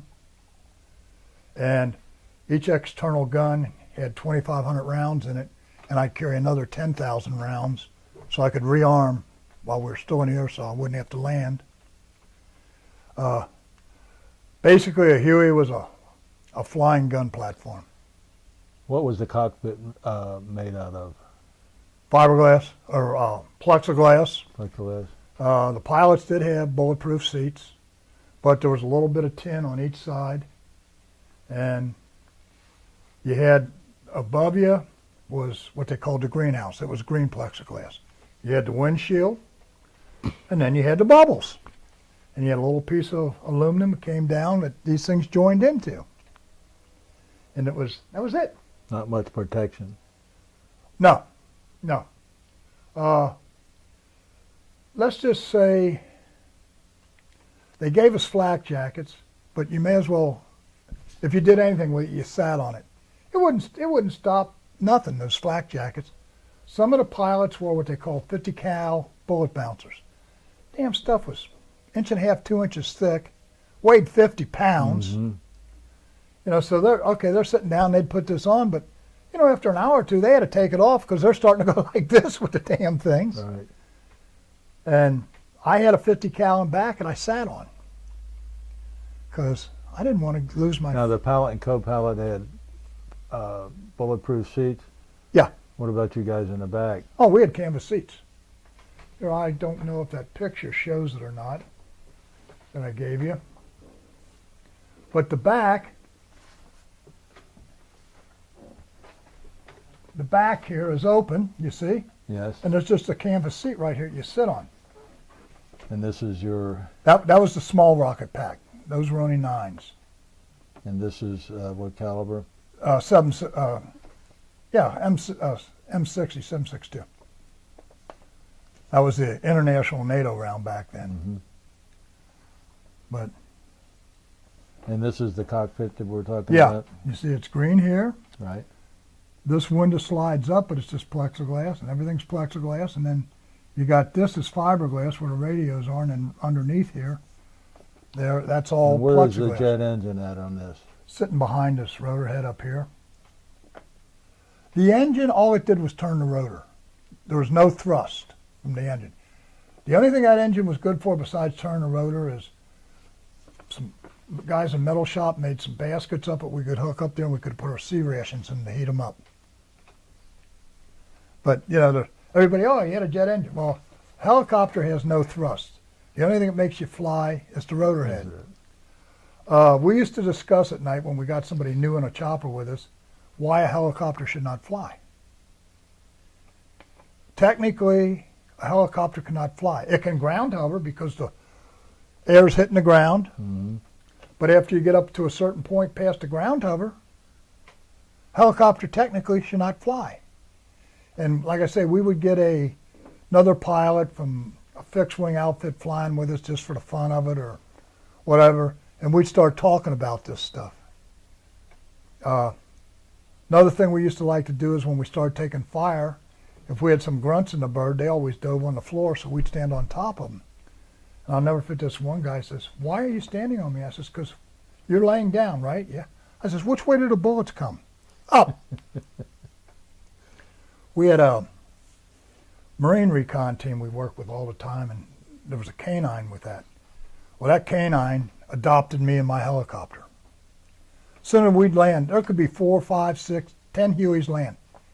He'd come charging out, jump up in the back of my chopper and lay down on the seat. And he'd just lay there till we went on the mission. So his handler was always in my chopper with me, and we had more fun with that shit. How do you pronounce that? That's Keehaw. Keehaw? That was our, this was, the person that took this picture, somehow he inserted that. And that was the first base I was at. When VMO-6 got to Vietnam, they started at Da Nang, they moved up to Chuai, which was a fixed wing base, and after a few weeks later, they moved up to Keehaw, and that's when I was getting to Vietnam, so that's when I joined up. At one time, as you see here, this was all pretty and green and looking brand new. This was taken 5, 6 months after the helicopter got put in service, and kind of looks beat up. On the nose, there was patches on the plexiglass where bullets had come through. Right here was a patch by the number 20 where a bullet had come through. And what they were doing is they were shooting at my co-pilot because he had a white helmet on. And they missed him, and it, you know, damn near got me. And you would be sitting right here. Yeah, that was my area. Mm-hmm. Well, sitting, kneeling, standing out, sitting on these two guns. I kind of, wherever I needed to be, I got to. You learn to be there. Your gunner, you just hoped your gunner could take care of the plane on his side, clear the guns, take care of the rockets if they needed, something was needed. I got lucky. My buddy Crutcher, he flew as my gunner quite often before he got his own chopper. I would fly as his gunner at times. Usually if we were flying nights, and I flew a lot of night missions, he would fly as my gunner for me. And the pilots enjoyed that because they knew they had 2 experienced people back there. I actually had pilots come in, and there'd be birds out and something would happen. It'd be emergency launch for more birds. And yet I was already told I was standing down for the rest of the day because I had flown 10, 12, 16 hours already. And they said, "You're down for at least 4 hours." And I actually had pilots come in and tell me, "We're going." And they come in, "It's 20 up." And they said, "Yeah." They said, "Pete, we're going." And I flew missions. Instead of being in my flight suit, I was in cutoffs, which what they called Ho Chi Minh sandals, which were they were sandals made out of old tires. Right. I'd have those on. I'd have a pair of cutoffs on. I have a T-shirt that had, one of them was Snoopy on his doghouse, giving everybody the bird. And, you know, there's times, and this one pilot we had, we called him Smiling McAdams. He never smiled. We had an emergency launch. The emergency standby birds were there, and he says, "No, I want 20. And I was sitting there. I already had, somehow that night we got like 3 beers, and I had grabbed my 5th of Jack Daniels, and I was told I wasn't going to fly till 8 o'clock the next morning. And I was gone. So I go out and I get in the bird, and we turn up and we go. We're in a good shoot 'em up for the better part of 4 hours. We come back in. I get out of the bird, and he gets out and he looks at me and says, "That's a hell of a uniform you got on." I said, sir, I wasn't supposed to go nowhere. Now I'm starting to sober up. And there is nothing worse than being in a shoot 'em up with a hangover. And he just looked and shook his head, and he walked in, and you have a sheet you fill out on a bird after every mission. He wrote, excellent bird, handled good, blah, blah, blah. We went through 15,000 rounds of ammo, 48 rockets, this, that, and the other. And the crew chief looked like shit. He put that on an after-action report, huh? And I looked at it, and I just shook my head. Well, Crutcher had one where his bird was light in the rear. He missed the flight. Took off, and he missed it. He was somewhere else, and about an hour later, they come back, and the pilot says, yeah, he says, this bird flew good, except for it was light in the rear. Crutcher's light in the rear. How do we fix that?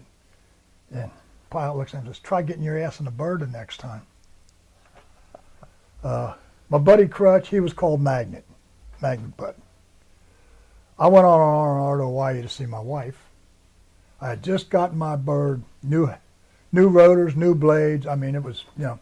And I thought, okay, it's going to sit for a week. Nobody's going to fly it. It'd be good. I come back from Hawaii, and I'm walking across the line. All of a sudden, I look up, and there's my baby sitting there. She's looking like Swiss cheese. I'm going, what the hell? I look over, and there's Crutcher's bird. It's looking like Swiss cheese. Here he comes skipping out. I got something to tell you. I said, what? He says, well, I got all shot up, and my co-pilot got hit, and my gunner got hit, and we needed to get back out, and my bird just limped back in, so I jumped in yours. He went out in mine, got it all shot up. Then he jumped in another guy's bird. Got it half shot up. I looked at him. Yeah, I called him a whole bunch of names, and it wasn't a nice guy. Well, we worked from the time I got back, it was like 4 in the afternoon or something, till 4 o'clock the next morning. We got my bird patched up, ready to fly. We got his bird patched up, ready to fly. And it was like, okay, let's see what we can do now. Well, pilots come out, and they test flew them.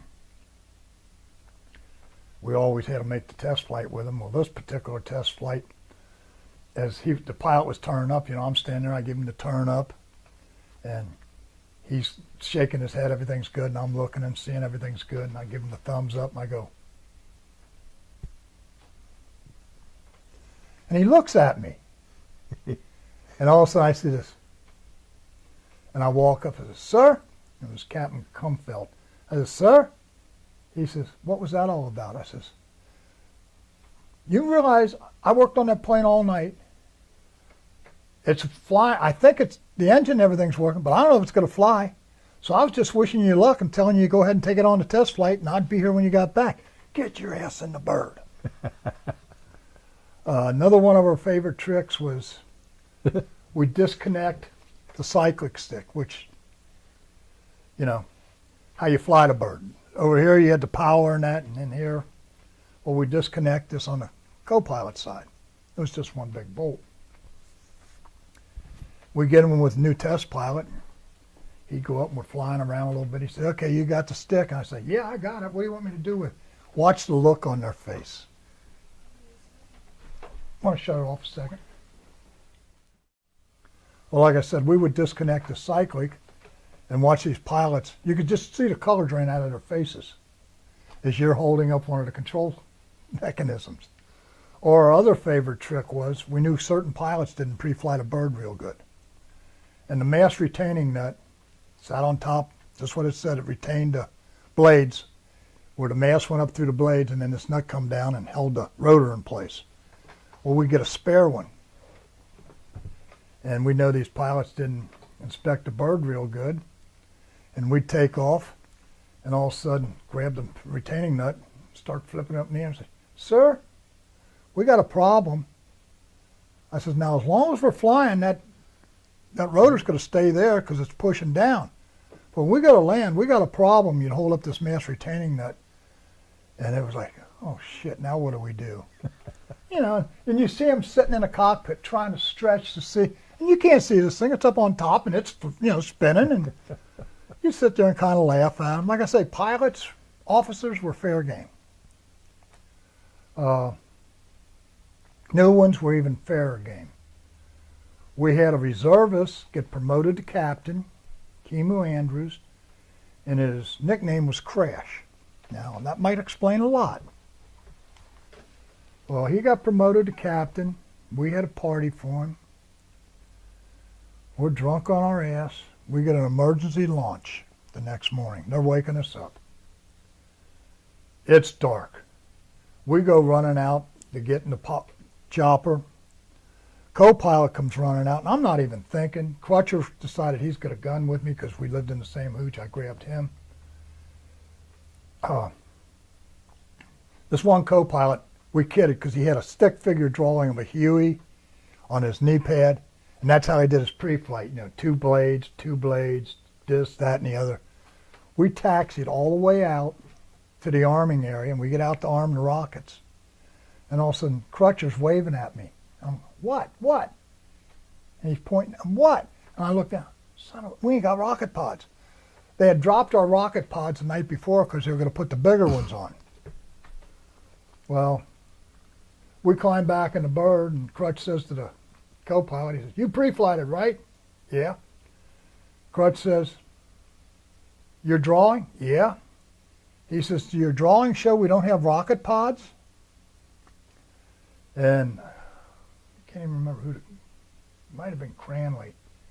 But he looks over at the co-pilot and says, Jesus Christ. He said, well, we got to go anyway, just with guns. Luckily, it was just a semi-hot mission. We just needed guns. The other Huey with us had the big pods, so he could work out on them. But we got back in, and my head's hurting.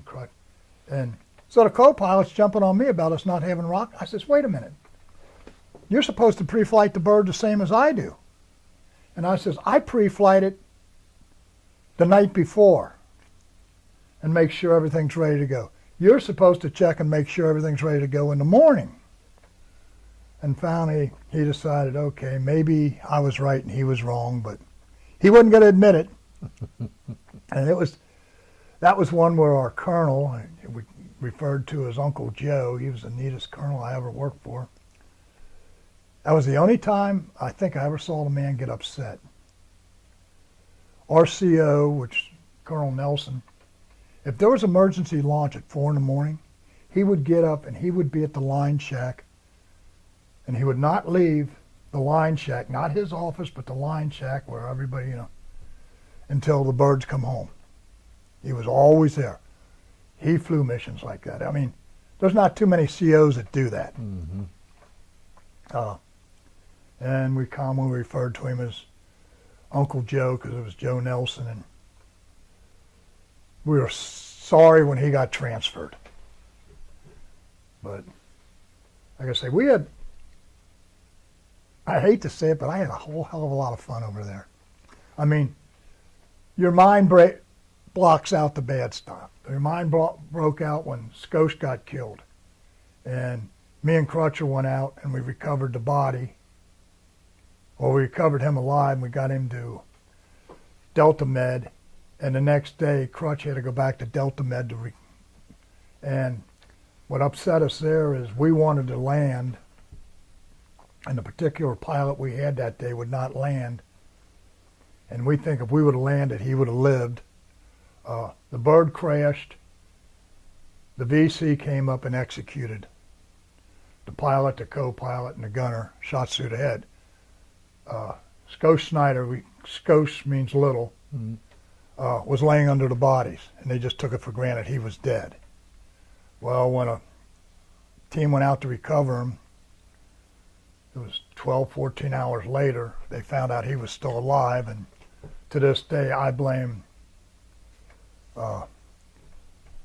this particular pilot because he didn't have the balls to go down and land us so we could go see. He was one of these that, I'm not going to get hurt, I'm going home alive. Everybody else is flying at treetop level. He wants to fly at 5,000 foot. He was always volunteering for the mail runs and stuff like that, where they were non-combat missions. And let's just say he wasn't too well liked. I don't know when you were in, but there used to be fraggings in Vietnam. We got a sergeant major that came into our outfit, and we called him Spanky. He was a little guy, and he was a total jerk. Well, the first 2 times, there was just smoke grenades rolled into his hut. And he kept wanting everybody to be spit and polish, and we tried to tell him, you weren't spit and polish. He wanted everybody to wear rank, and we told him, you don't wear rank because they'll shoot at rank. He wanted our boots polished. We said, we don't polish our boots. They're a fire hazard. This, that, and the other. Well, the 3rd time they threw in a concussion grenade, and I think he got the message and decided to get transferred out of there. He had us fall in formation one day, and he come up to us, and the crew members, and he says, where's your rifles? I said, I don't have a rifle. I got 6 M60s.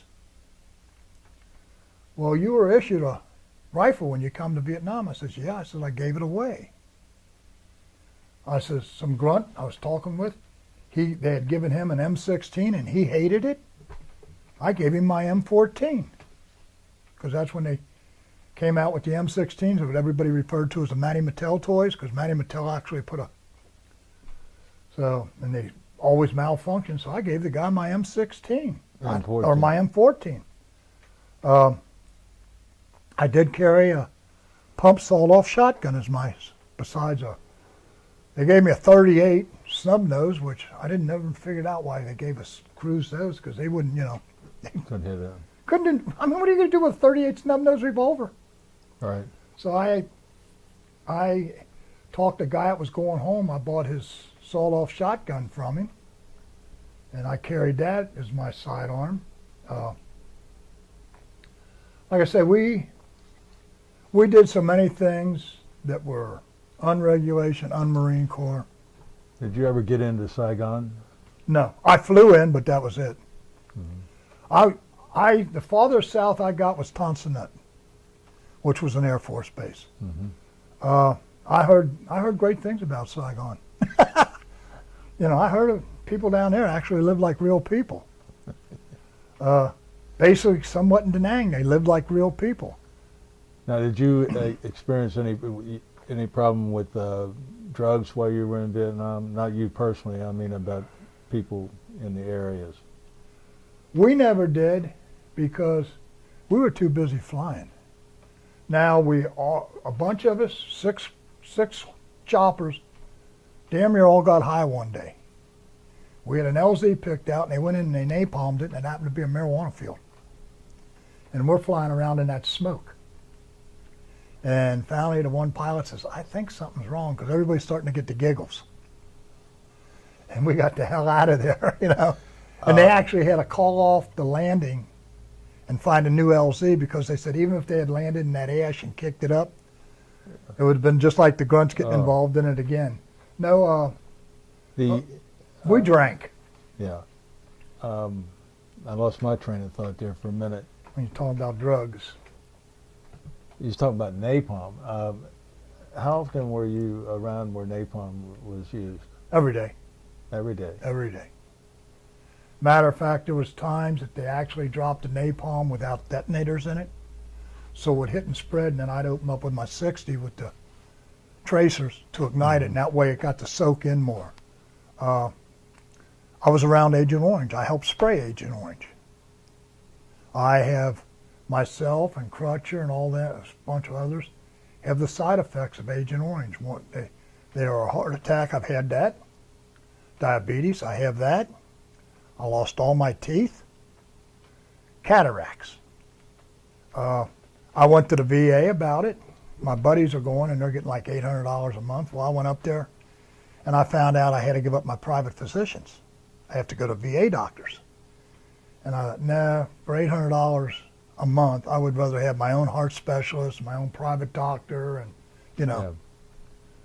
So, yeah, I was around napalm. I saw the Air Force drop it, the Marine Corps dropped it, the Navy. It was a very impressive weapon. especially during Tet of '68 when they were flying around, dropping it just outside the wire at Caisson. I mean, they were dropping it within 50 yards of friendlies. They'd say we're coming in, everybody would lay down, get as flat as they could, and they'd drop the napalm in that. It's not a pleasant thing to smell. You never forget that smell. Now, this Agent Orange, is that what you called it when you spread it over? Yeah, that's what it was called, Agent Orange.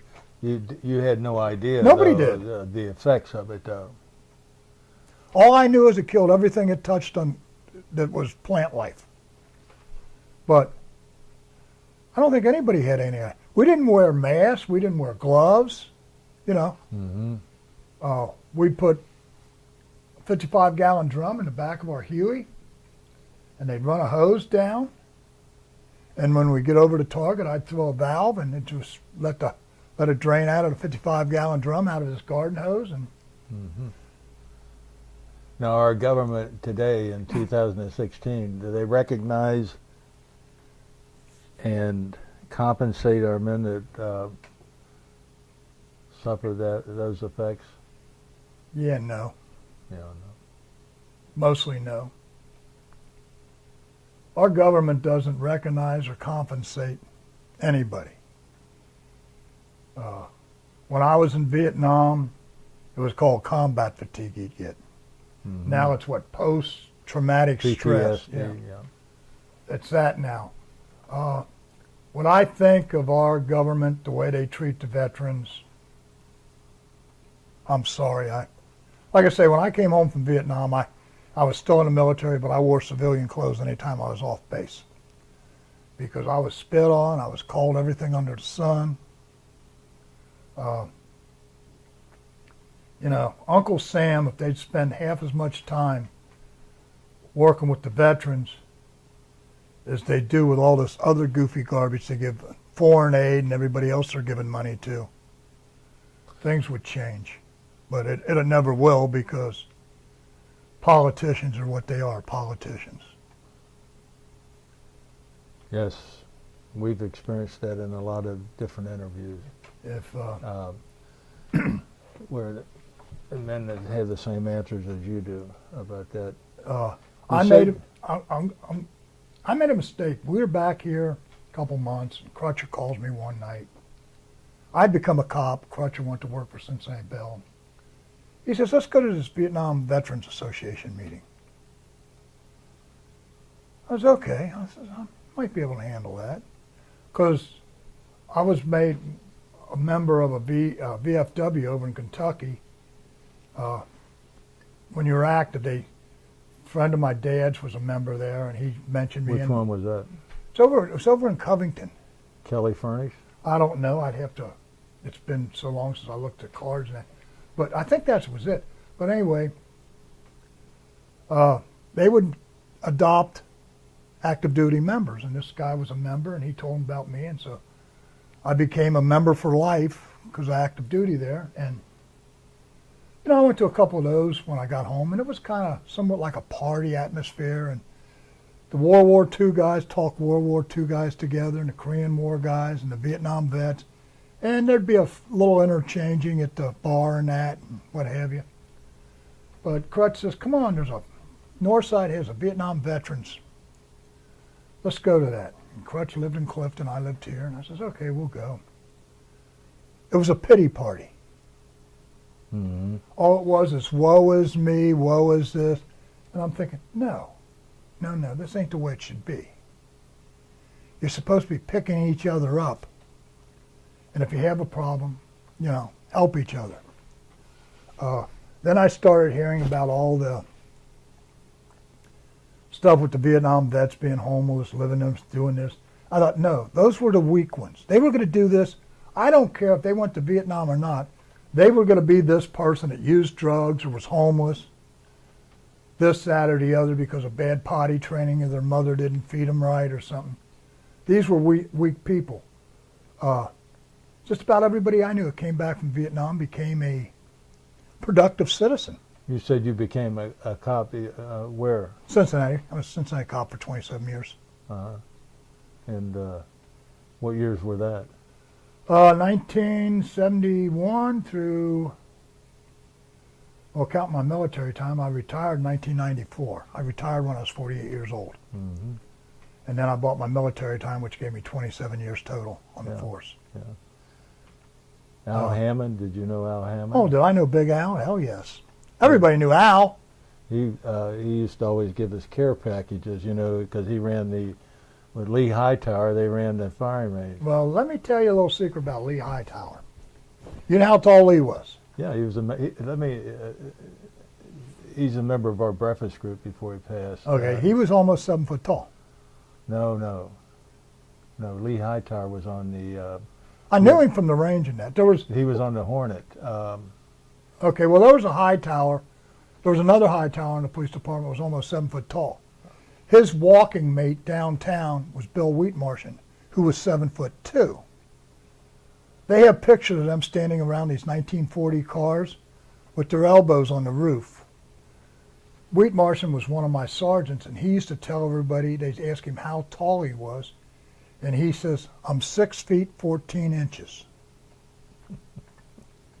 He wore a size 27 shoe. That's where he picked up the name Bigfoot. There was another one, two of them there, Tom and Dan. My goodness. Tom, they both had the swing bar area down there on Vine Street. That was a good, I hung there as a kid. Huh? I hung down a swing bar when I was 18 years old. God, it was a nice bar back then. For some reason, I can't remember Tom's. Well, those were all the walking beats down there. Yeah. I knew most of them. Yeah. It was like the ones I walked Avondale in that. We had 2 twins up there. Last name was Stewart. They were both in the Marine Corps. Identicals. One would get in one car, one would get in the other car. And the dope areas and up that. The one would come down, turn off a Harvey and that, and turn on Burn It. And all the dopers would be, giving it this stuff. Well, when he got up to Erkenbrecher and turned, his brother would be pulling on. Right. Just as soon as this cruiser got out of sight, this cruiser pulled on. And they'd always, how do you guys get around so fast, One question here that comes to my mind here. We forgot to mention about your wife. And you went... okay, my wife... When did you meet your wife? Well, I met her before I joined the Marine Corps. At high school? Or No. I was at a bar called the Starfire Lounge out in Old Princeton Bowl. Yeah. Let me interrupt you there once more. And your wife's name? It's June Harris, or June Brink, her maiden name. Brink? Yeah. Uh-huh. But I was underage, and I went. All my buddies were 21 and what have you. And we went out to this Princeton Bowl. They had this lounge in there with a band and everything. The Tri-County Shopping Mall. Yeah. Well, we go in there, and they card all my buddies. Well, I always went in last because I was taller than them, so when it got to me, they usually would just stamp me 21 and let me come in.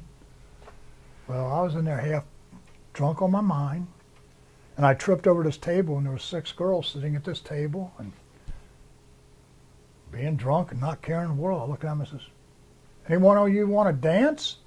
And that's how I met her. Later on, I didn't, know her that well then. A few weeks later, a buddy of mine got invited to a party, and we went to the party, and she was there with her boyfriend at that party. And we talked there, and her boyfriend was a jerk. Put it blunt, he was. He had money, and he flaunted it, but, well, she more or less decided, she gave me her phone number, and she was going with the guy, but nothing permanent. So I called her, and we started dating, and then I went in the Marine Corps, and when I went to Vietnam, she actually went to live in Hawaii for the couple of years I was in Vietnam. What was she doing over there? She a microbiologist, which is the person that makes doctors look smart. Right. She's the one that looks through the microscope and runs all the tests to find out what's wrong with you, and then she tells the doctor, and he says, well, you take 2 aspirin and call me in the morning or whatever. Who's she working for? At that time, she was in a hospital over there. When she came back here, she worked at Christ for a while. She worked for Shriners for a couple years. And then she got into the Mercy system. She worked Mercy Hamilton till they closed, and then she went up to Mercy Mount Airy and worked there until she retired. So you're corresponding by mail then? Well, that, and then she's in Hawaii, and my outfit, you actually got an R. Most outfits, you were lucky if you got one R&R while you're in Vietnam. Our outfit, you could get an R&R every month because we flew so much. Our colonel would get all these extra R&Rs for us, the one I called Uncle Joe. Right. And about every other month, I get to Hawaii to see her. Outstanding. Yeah, it was funny is we had a bunch of pilots from our outfit coming to Hawaii to meet their wives and that, and they'd call her up to find out what bars to go to and where to go to eat and stuff like that.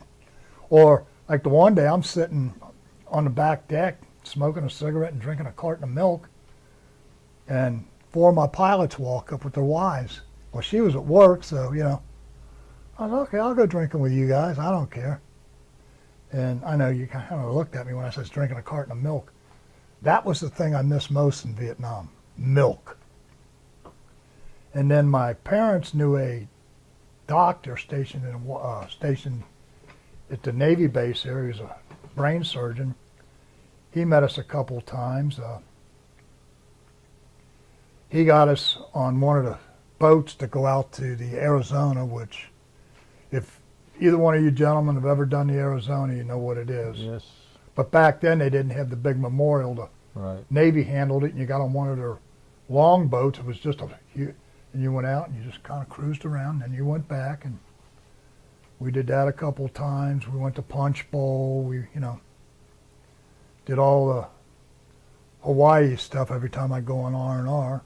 Usually the first day or two there, I just sleep, and then we'd do something for 2 or 3 days, and then it was time to go back to Vietnam. How long did you get there on your typical R&R? 6 days. 6 days. Well, they gave you 7, but with all the different time changes, it was actually 6. So,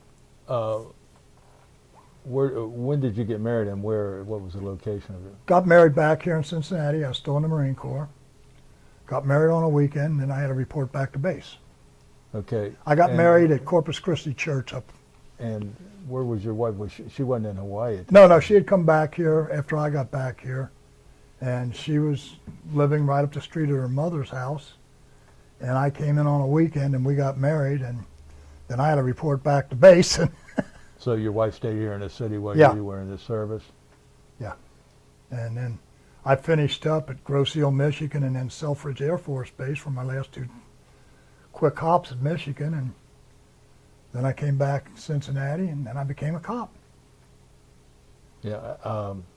And Al, now I mentioned his name before, but now I can't. I know who you're talking about. Yeah, yeah. He used to always fix up a care package for us because he did all the reloading out there. Yeah. At the, we all belonged to 7 Hills Rod and Gun Club. We had about 10 or 12 of the policemen from Cincinnati with us, and a lot of city employees. Well, you know where else a lot of... We had our free access to ammo. Oh, But yeah. I digress here, but Nah. Well, there was another gun club that nobody knew really existed at Hartwell Golf Course down here off of Codwell. It's the CG&E golf course and that. There's actually, in the one building in the basement, the main building, there was a target range there people didn't know about. never heard of it. You're right. And Yeah. Brian, do you have any questions at this point? Yeah, I was wondering, you know, Vietnam seems to be where helicopters are being using a lot more than I mean, they really. It was new. Yeah. it was just coming into being, and it all of a sudden became, it could get people in and out, pick people up, move wounded, everything very fast, okay? So the helicopters, like I say, my squadron got over there in the end of June 1966. They came over by boat. I come over later on a plane. But, You know, your big fixed wing were just used to bring in supplies and what have you. There was no front lines. There was no lines. So like a C-130 might be coming in, let's say a Gallantry at our field there, and take sniper fire. We had two guys we called one-shot Louis. Every night when we go out on a mission, they'd take a shot at us. When we're coming in, they'd take a shot at us.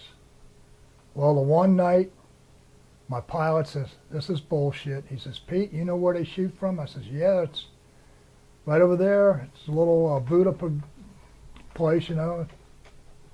I says, "They're both in there." Well, we come in, I opened up with my machine gun. They never shot at us again. I don't know if I hit them or just scared the hell out of them. Do you have any sense of how many, the fleet or whatever you would call, like a bunch of, how much was helicopters being used in Vietnam, would you say? I mean, how many were in use? Or Oh, I mean, hundreds. In Vietnam, you had VMO-2, VMO-3. Well, they were always flying around VIPs or USO shows. And you had us, VMO-6. We picked up all the, as we called the sandwich runs, where anything could happen and did. There was 46 outfits with 24 birds per outfit. There was 34 outfits. The Army, God knows how many Hueys they had. The Army's the dumbest asses in the world. They fly everything in formation. That's why in Kuwait, Iraq, and all that, they were losing all these choppers. I don't know if you watched the news. You'd see their gunbirds come in, they'd flare, they'd tilt forward and fire. And they're not going anywhere, they're just sitting there shooting. We had a theory, the lower and faster we could fly, the least likely we were to get hit.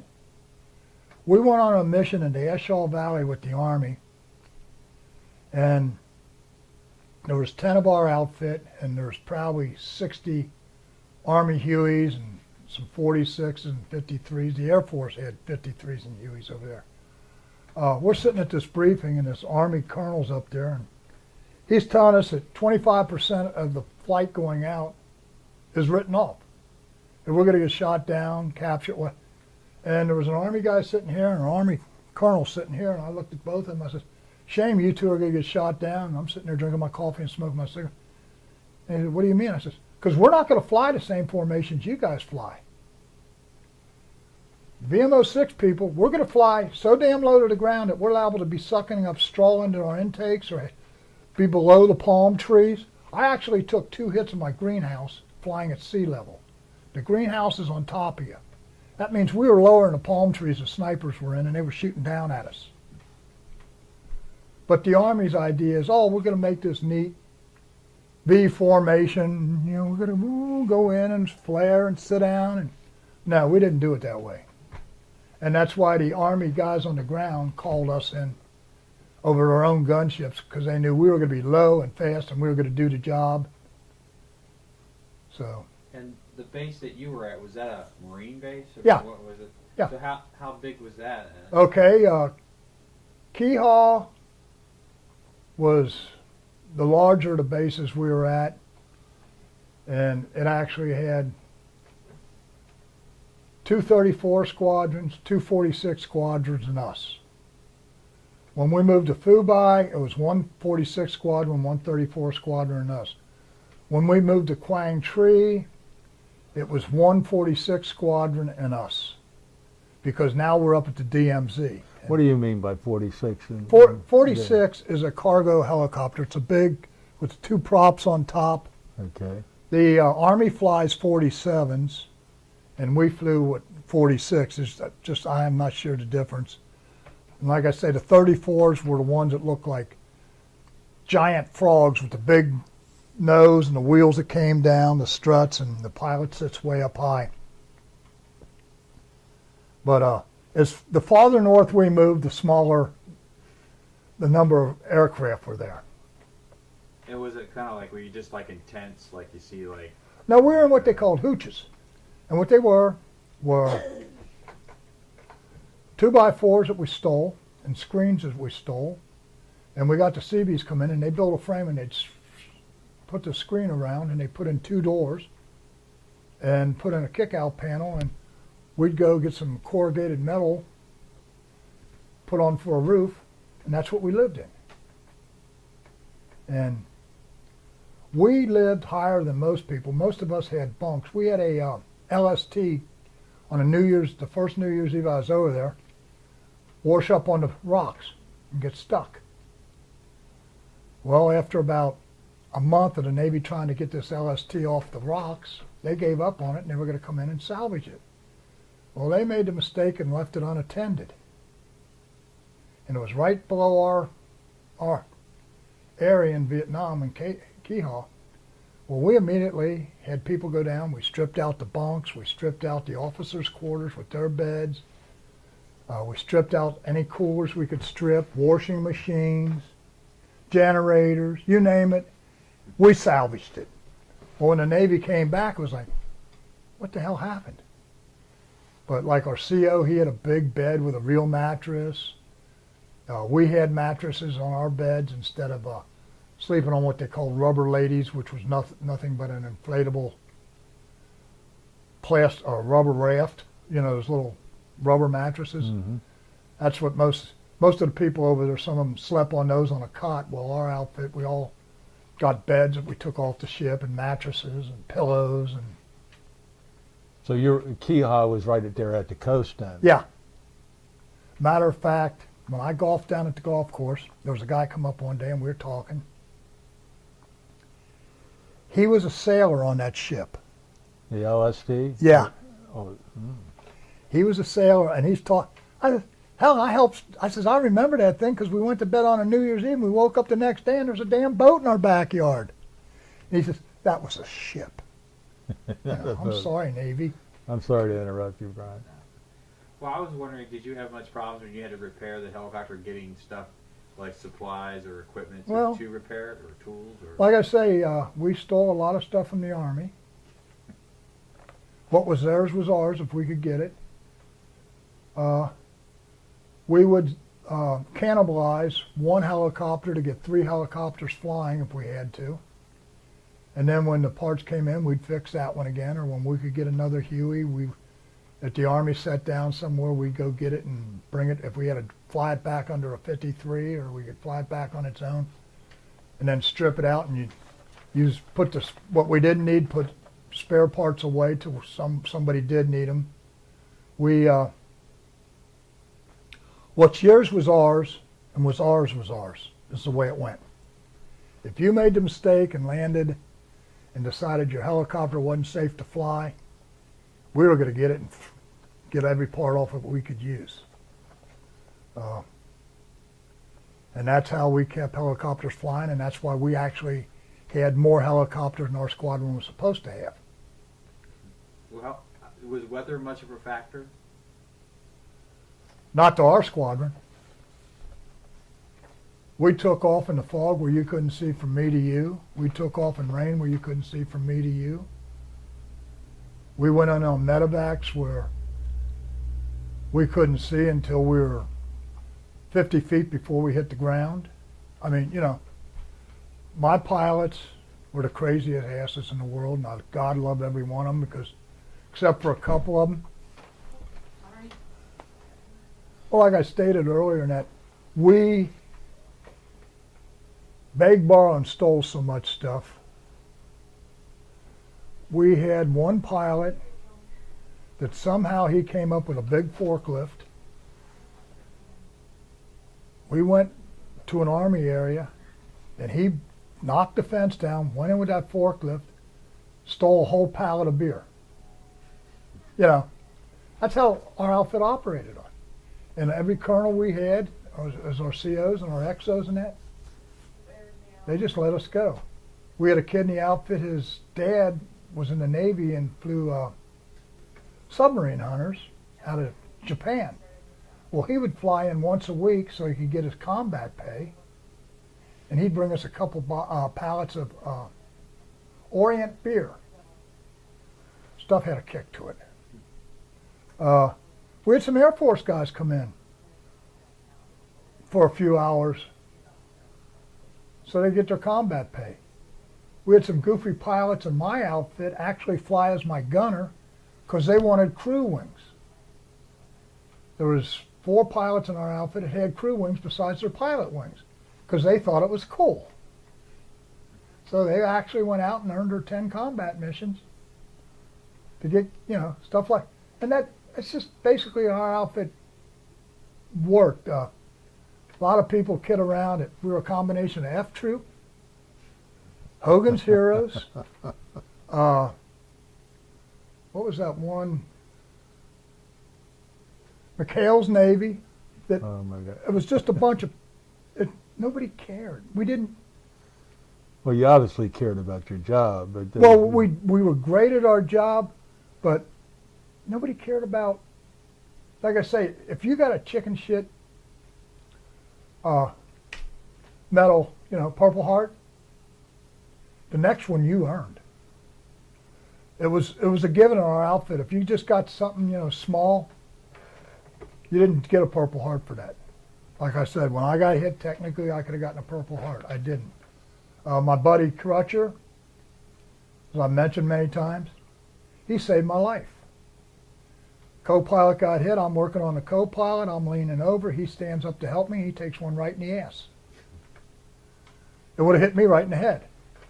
We're back in the States. He's in Quantico. Invited to this party with all muckety-mucks and politicians and what have you. And we just happened, my pilot wanted to fly to Quantico that weekend to see somebody. So I went with him. So I meet Crutch and he goes to this party. And there's these young ladies around, and one of them says, well, did you ever get shot in Vietnam? And Crutcher looked right at her and says, yeah, I took one in the right cheek. And all 3 girls were looking at his face and that. And he said, boy, they did an amazing job. He said, oh, no. He drops his pants right at this party and says, right here. Well, we were asked to leave. But, Well, you mentioned he was from Cincinnati. Did you know him before, or did you meet him there? Yes and no. We went to some of the same parties here in Cincinnati. We knew some of the same people when we were at those parties in high school and stuff. Well, we're in Vietnam. I'm there about a week, and the old Cincinnati Post and Time-Star would mail the daily paper to people in Vietnam free. Well, you get a couple weeks late, but still it was the hometown paper. I'm sitting there one day, and I'm smoking a cigarette and drinking a cup of coffee, and I'm reading the paper. And all of a sudden, this guy comes screaming up, jumps up, grabs my newspaper. What are you doing with my paper? And he's carrying on. I'm looking, and this guy is maybe 5'10", 5'11", about big around as my little finger. His nickname was Skinny Kid. I jumped up. I'm going to drop him like a bad habit, Well, we started talking. He lived in Clifton. I lived in Avondale. We started talking about schools and parties and found out we hung with some of the same people and that. So that's how I met Crutcher. I was wondering, do you remember your first day in Vietnam? Do you have your first impressions of My first day was when I landed at Da Nang. It was just sheer madness. I had no idea what was going on. Because you landed there was supplies being moved, there was people coming in, people going out, one airplane after another, jets taking off. It was just, what? Then all of a sudden they load you on this school bus. It's painted green and it's got screen wire mesh down the windows. And they're moving you up to Keehaw. And I remember wondering why the screen was there, and then I found out it was keeping people throwing grenades in the window on you. But yeah, the first day was just, you're scared, you're excited. There's just so much going on, it's just a blur. First day or two was just blurs. And then once I settled in the squadron, then it, things started becoming reality, and I realized what was going on. Did you have much contact with native Vietnam people? Yeah, when I lived with the Mountain Yards. Yeah. Oh, yeah, you mentioned them. And also... why were they were called Mountain Yards? Mountain Yards. Yeah. They're a tribe over there that the lowland Vietnamese hate. Everybody in Vietnam hated the Mountain Yards. And they were mercenaries for us. They were little people They lived up in the highland around Quezon and what have you, and they were great. I did get in contact with a lot of different villages that really liked the Americans because the crops they grew and stuff, they got to keep because we were there. We had some Vietnamese come in and do laundry, and we had one little guy, he was called the Clipper, he was our barber, and I always wondered, when he was going to slit our throat because he cut your hair and everything with a straight razor.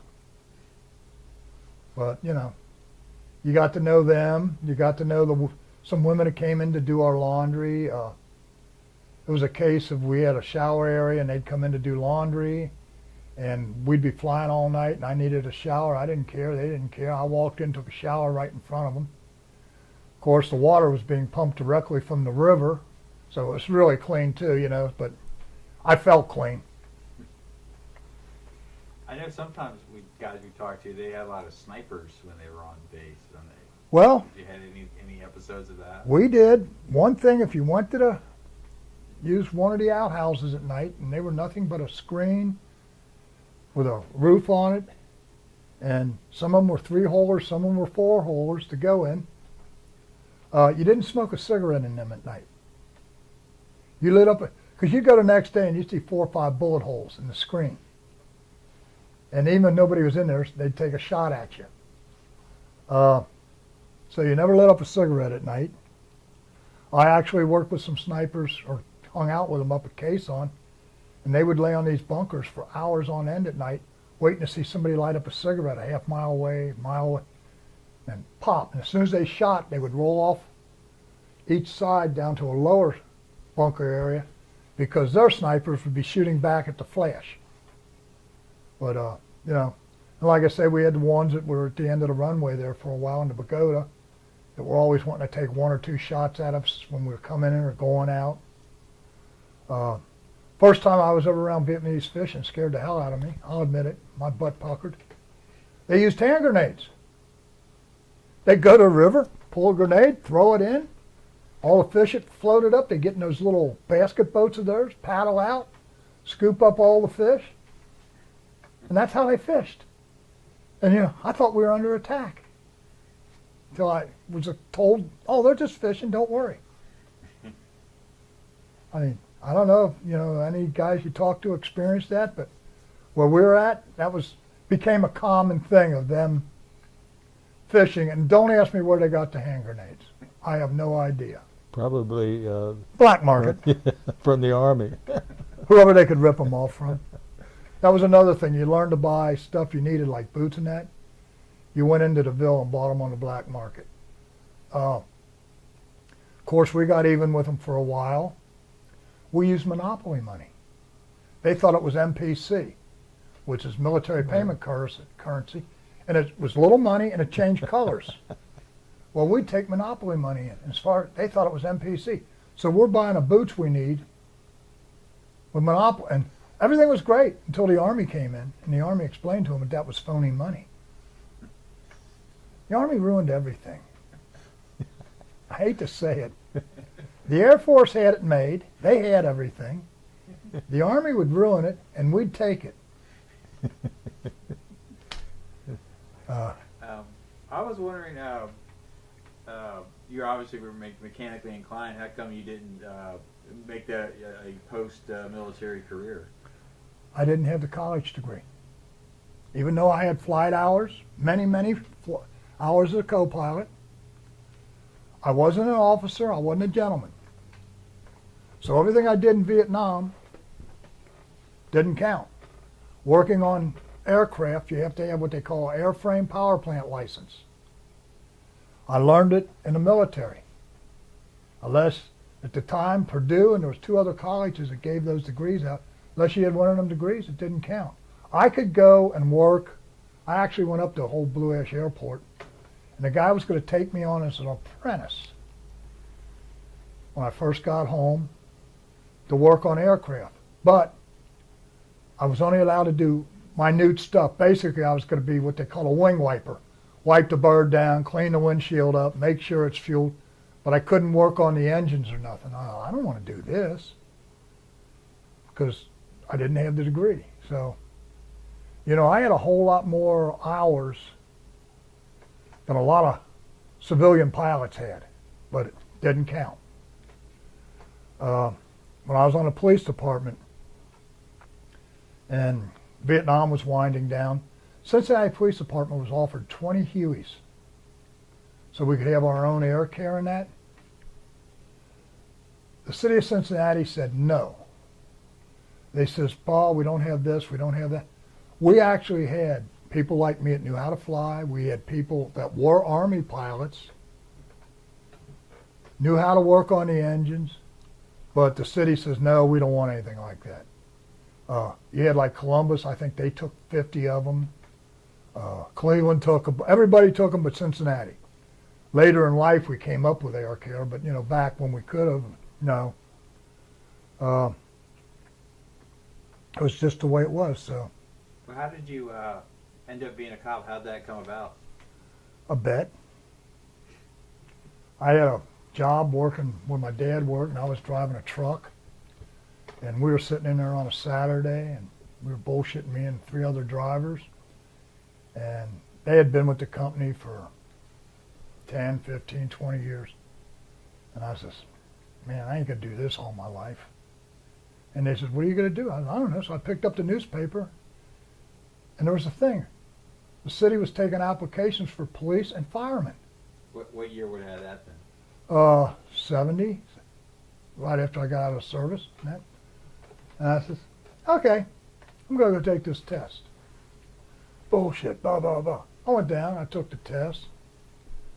Things progressed, and I was being interviewed by the fire department. I was being interviewed, because back then you just took one civil service test in the police department. Well, finally it got to the police department. They says, you've been accepted. Your academy date starts here. I went back to work. I said, I'm giving you a 2-week notice. I'm quitting. I'm being accepted. I told my dad, and I told these guys I was driving with. He says, what? Yeah, I'm going to be a cop. Well, the funny part was, I was in the police academy a week, and I get a call from the fire department. I had been accepted in their academy. And I didn't know I'd made the wrong choice. Well, I didn't, but, you know, the fireman kind of had it made. On 1, off 2, sleep half the night. But, yeah, I says, well, okay, so that's how I became a cop, on a bet. What year was that? I got on the job in 71. 71. And were you a beat cop? I did it all at one time. I ended up being a supervisor. How you see me now is cleaned up. At one time I had a ZZ top beard, hair down the middle of my back. I was undercover for many, many years. Oh, were you doing like vice stuff? I worked federal auto theft. I worked the motorcycle gangs. I worked drugs, gambling, liquor.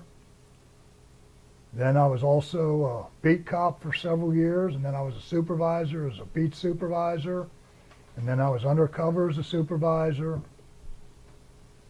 And when they told me I could retire, I says, I saw the changing of the police department. It was becoming what I called the Charmin police, softer, kinder, gentler. And I was brought up by the old dinosaur cops that would crack you across the ass with their nightstick and tell the little kids get off the street and stuff. And I decided it was time to go. What year did you retire? 1994. Now you ready for this? Yes. Marine Corps on March 13th, which was Friday. Right. Got discharged from the Marine Corps March 13th, which was a Friday. 70. Retired from the police department March 13th. 1990. Which was a Friday. Well, that's 13 is my lucky number. It is a lucky number. It has always been. Yeah. What was the date of your marriage? July 12th? 15th. What year? 1960. 8, 69, Yeah. 68. And how many children did you have? I have 3, right, miss? And what are their names? Michelle, or Mickey, Melissa, or Missy, and Jody. And what were their... I have 3 daughters, and they're all great. All I ever wanted was healthy. Yes. I had people ask me when June was pregnant with Jody, you want a boy this time? And I says, no, I only want healthy. Okay, right.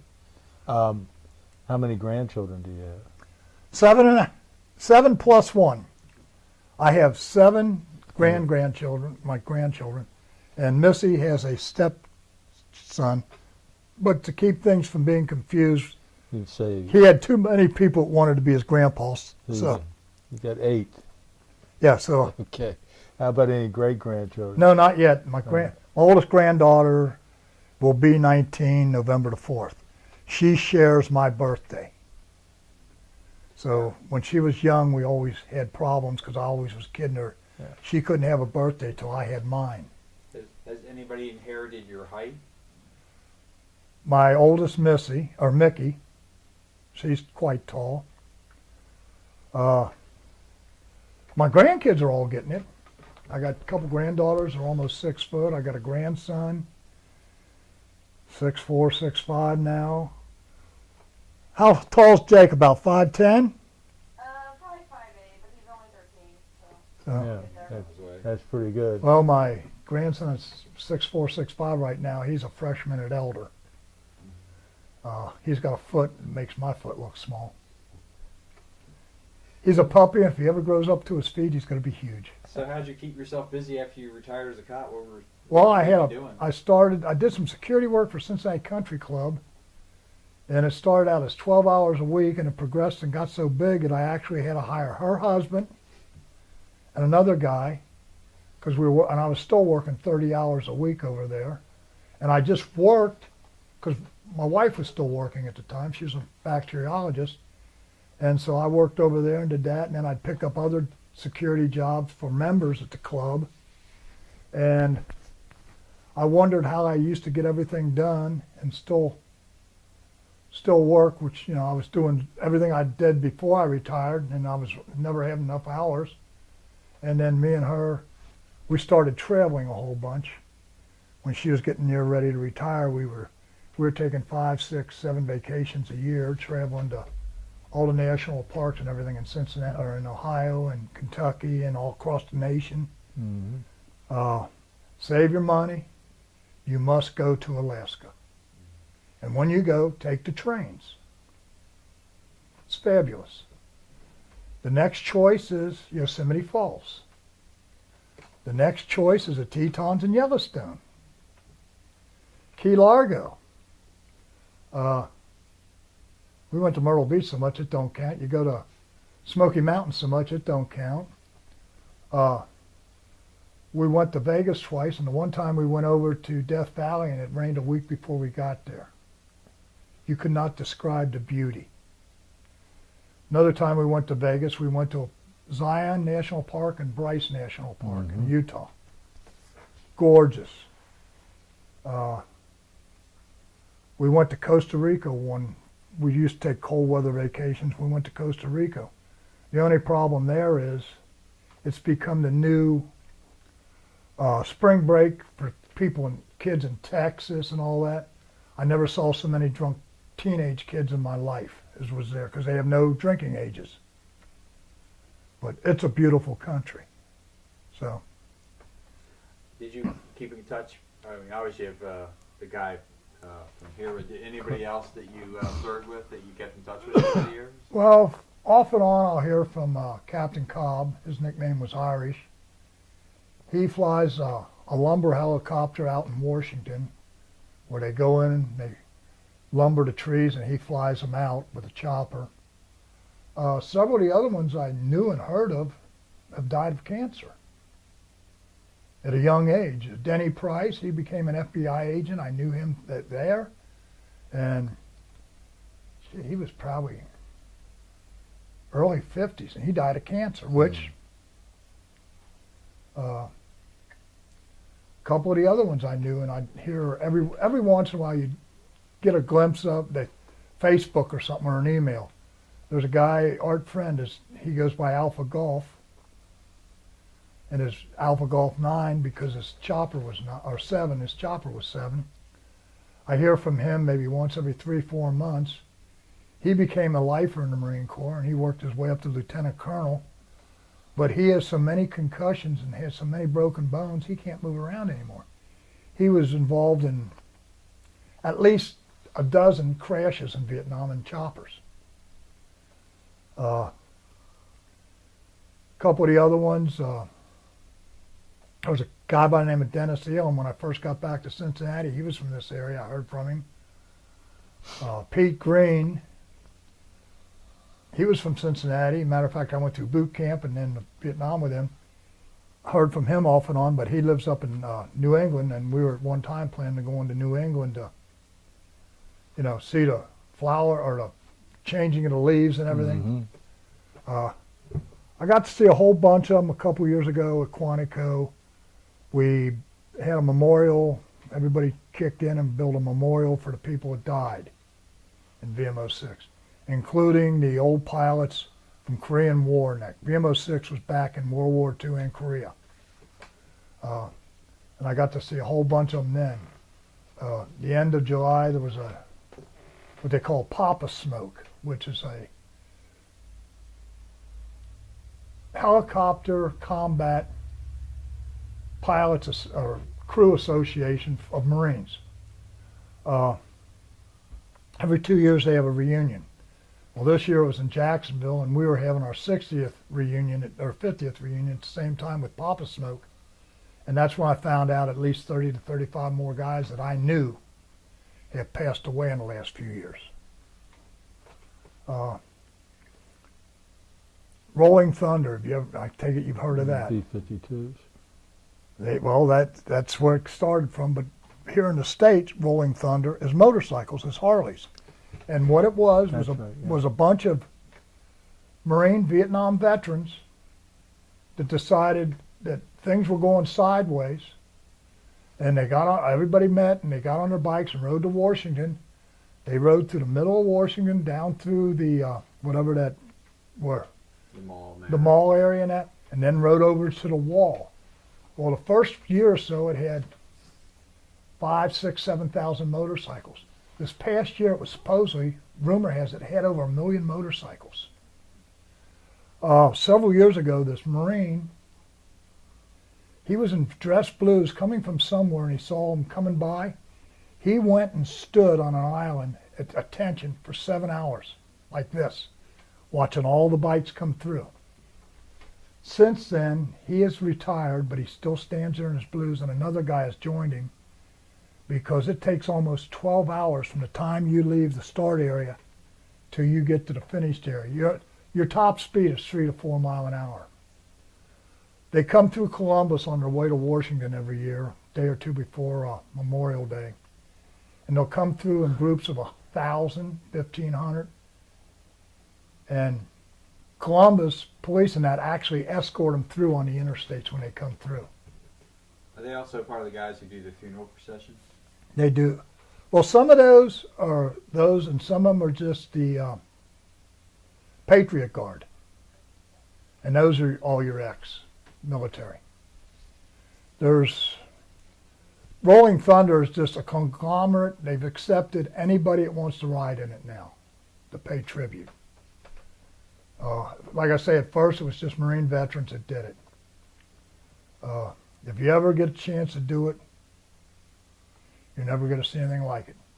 That's all I can tell you. It's loud, and it's just amazing.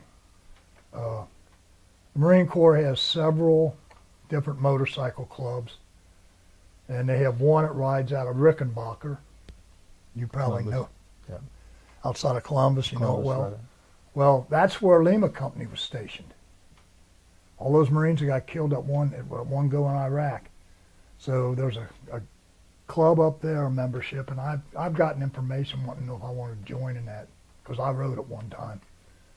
But we were up there flying out of Rickenbacker, and they were having a meeting, and I saw all these guys coming in, and I guess you can tell the difference of the veterans. Somebody said one time, you see the World War II vets, and they're still kind of clean cut, but you see the Korean War vets, and they all got little beards or something. And you see the Vietnam vets, and we all got the ponytails and the big beards, and you know what? It's true. But I just want to thank you two for letting me do this, and Well, you know what? it's one of the few times I've talked to non-ex people I were around about my experience. Well, And I want to thank you again. I want to thank you, and thank you for allowing this interview, and thank you for your patriotic Well, service to our country. as I tell people, don't thank me. Find the relatives of people that didn't come home and thank them. Those are the ones that should be thanked.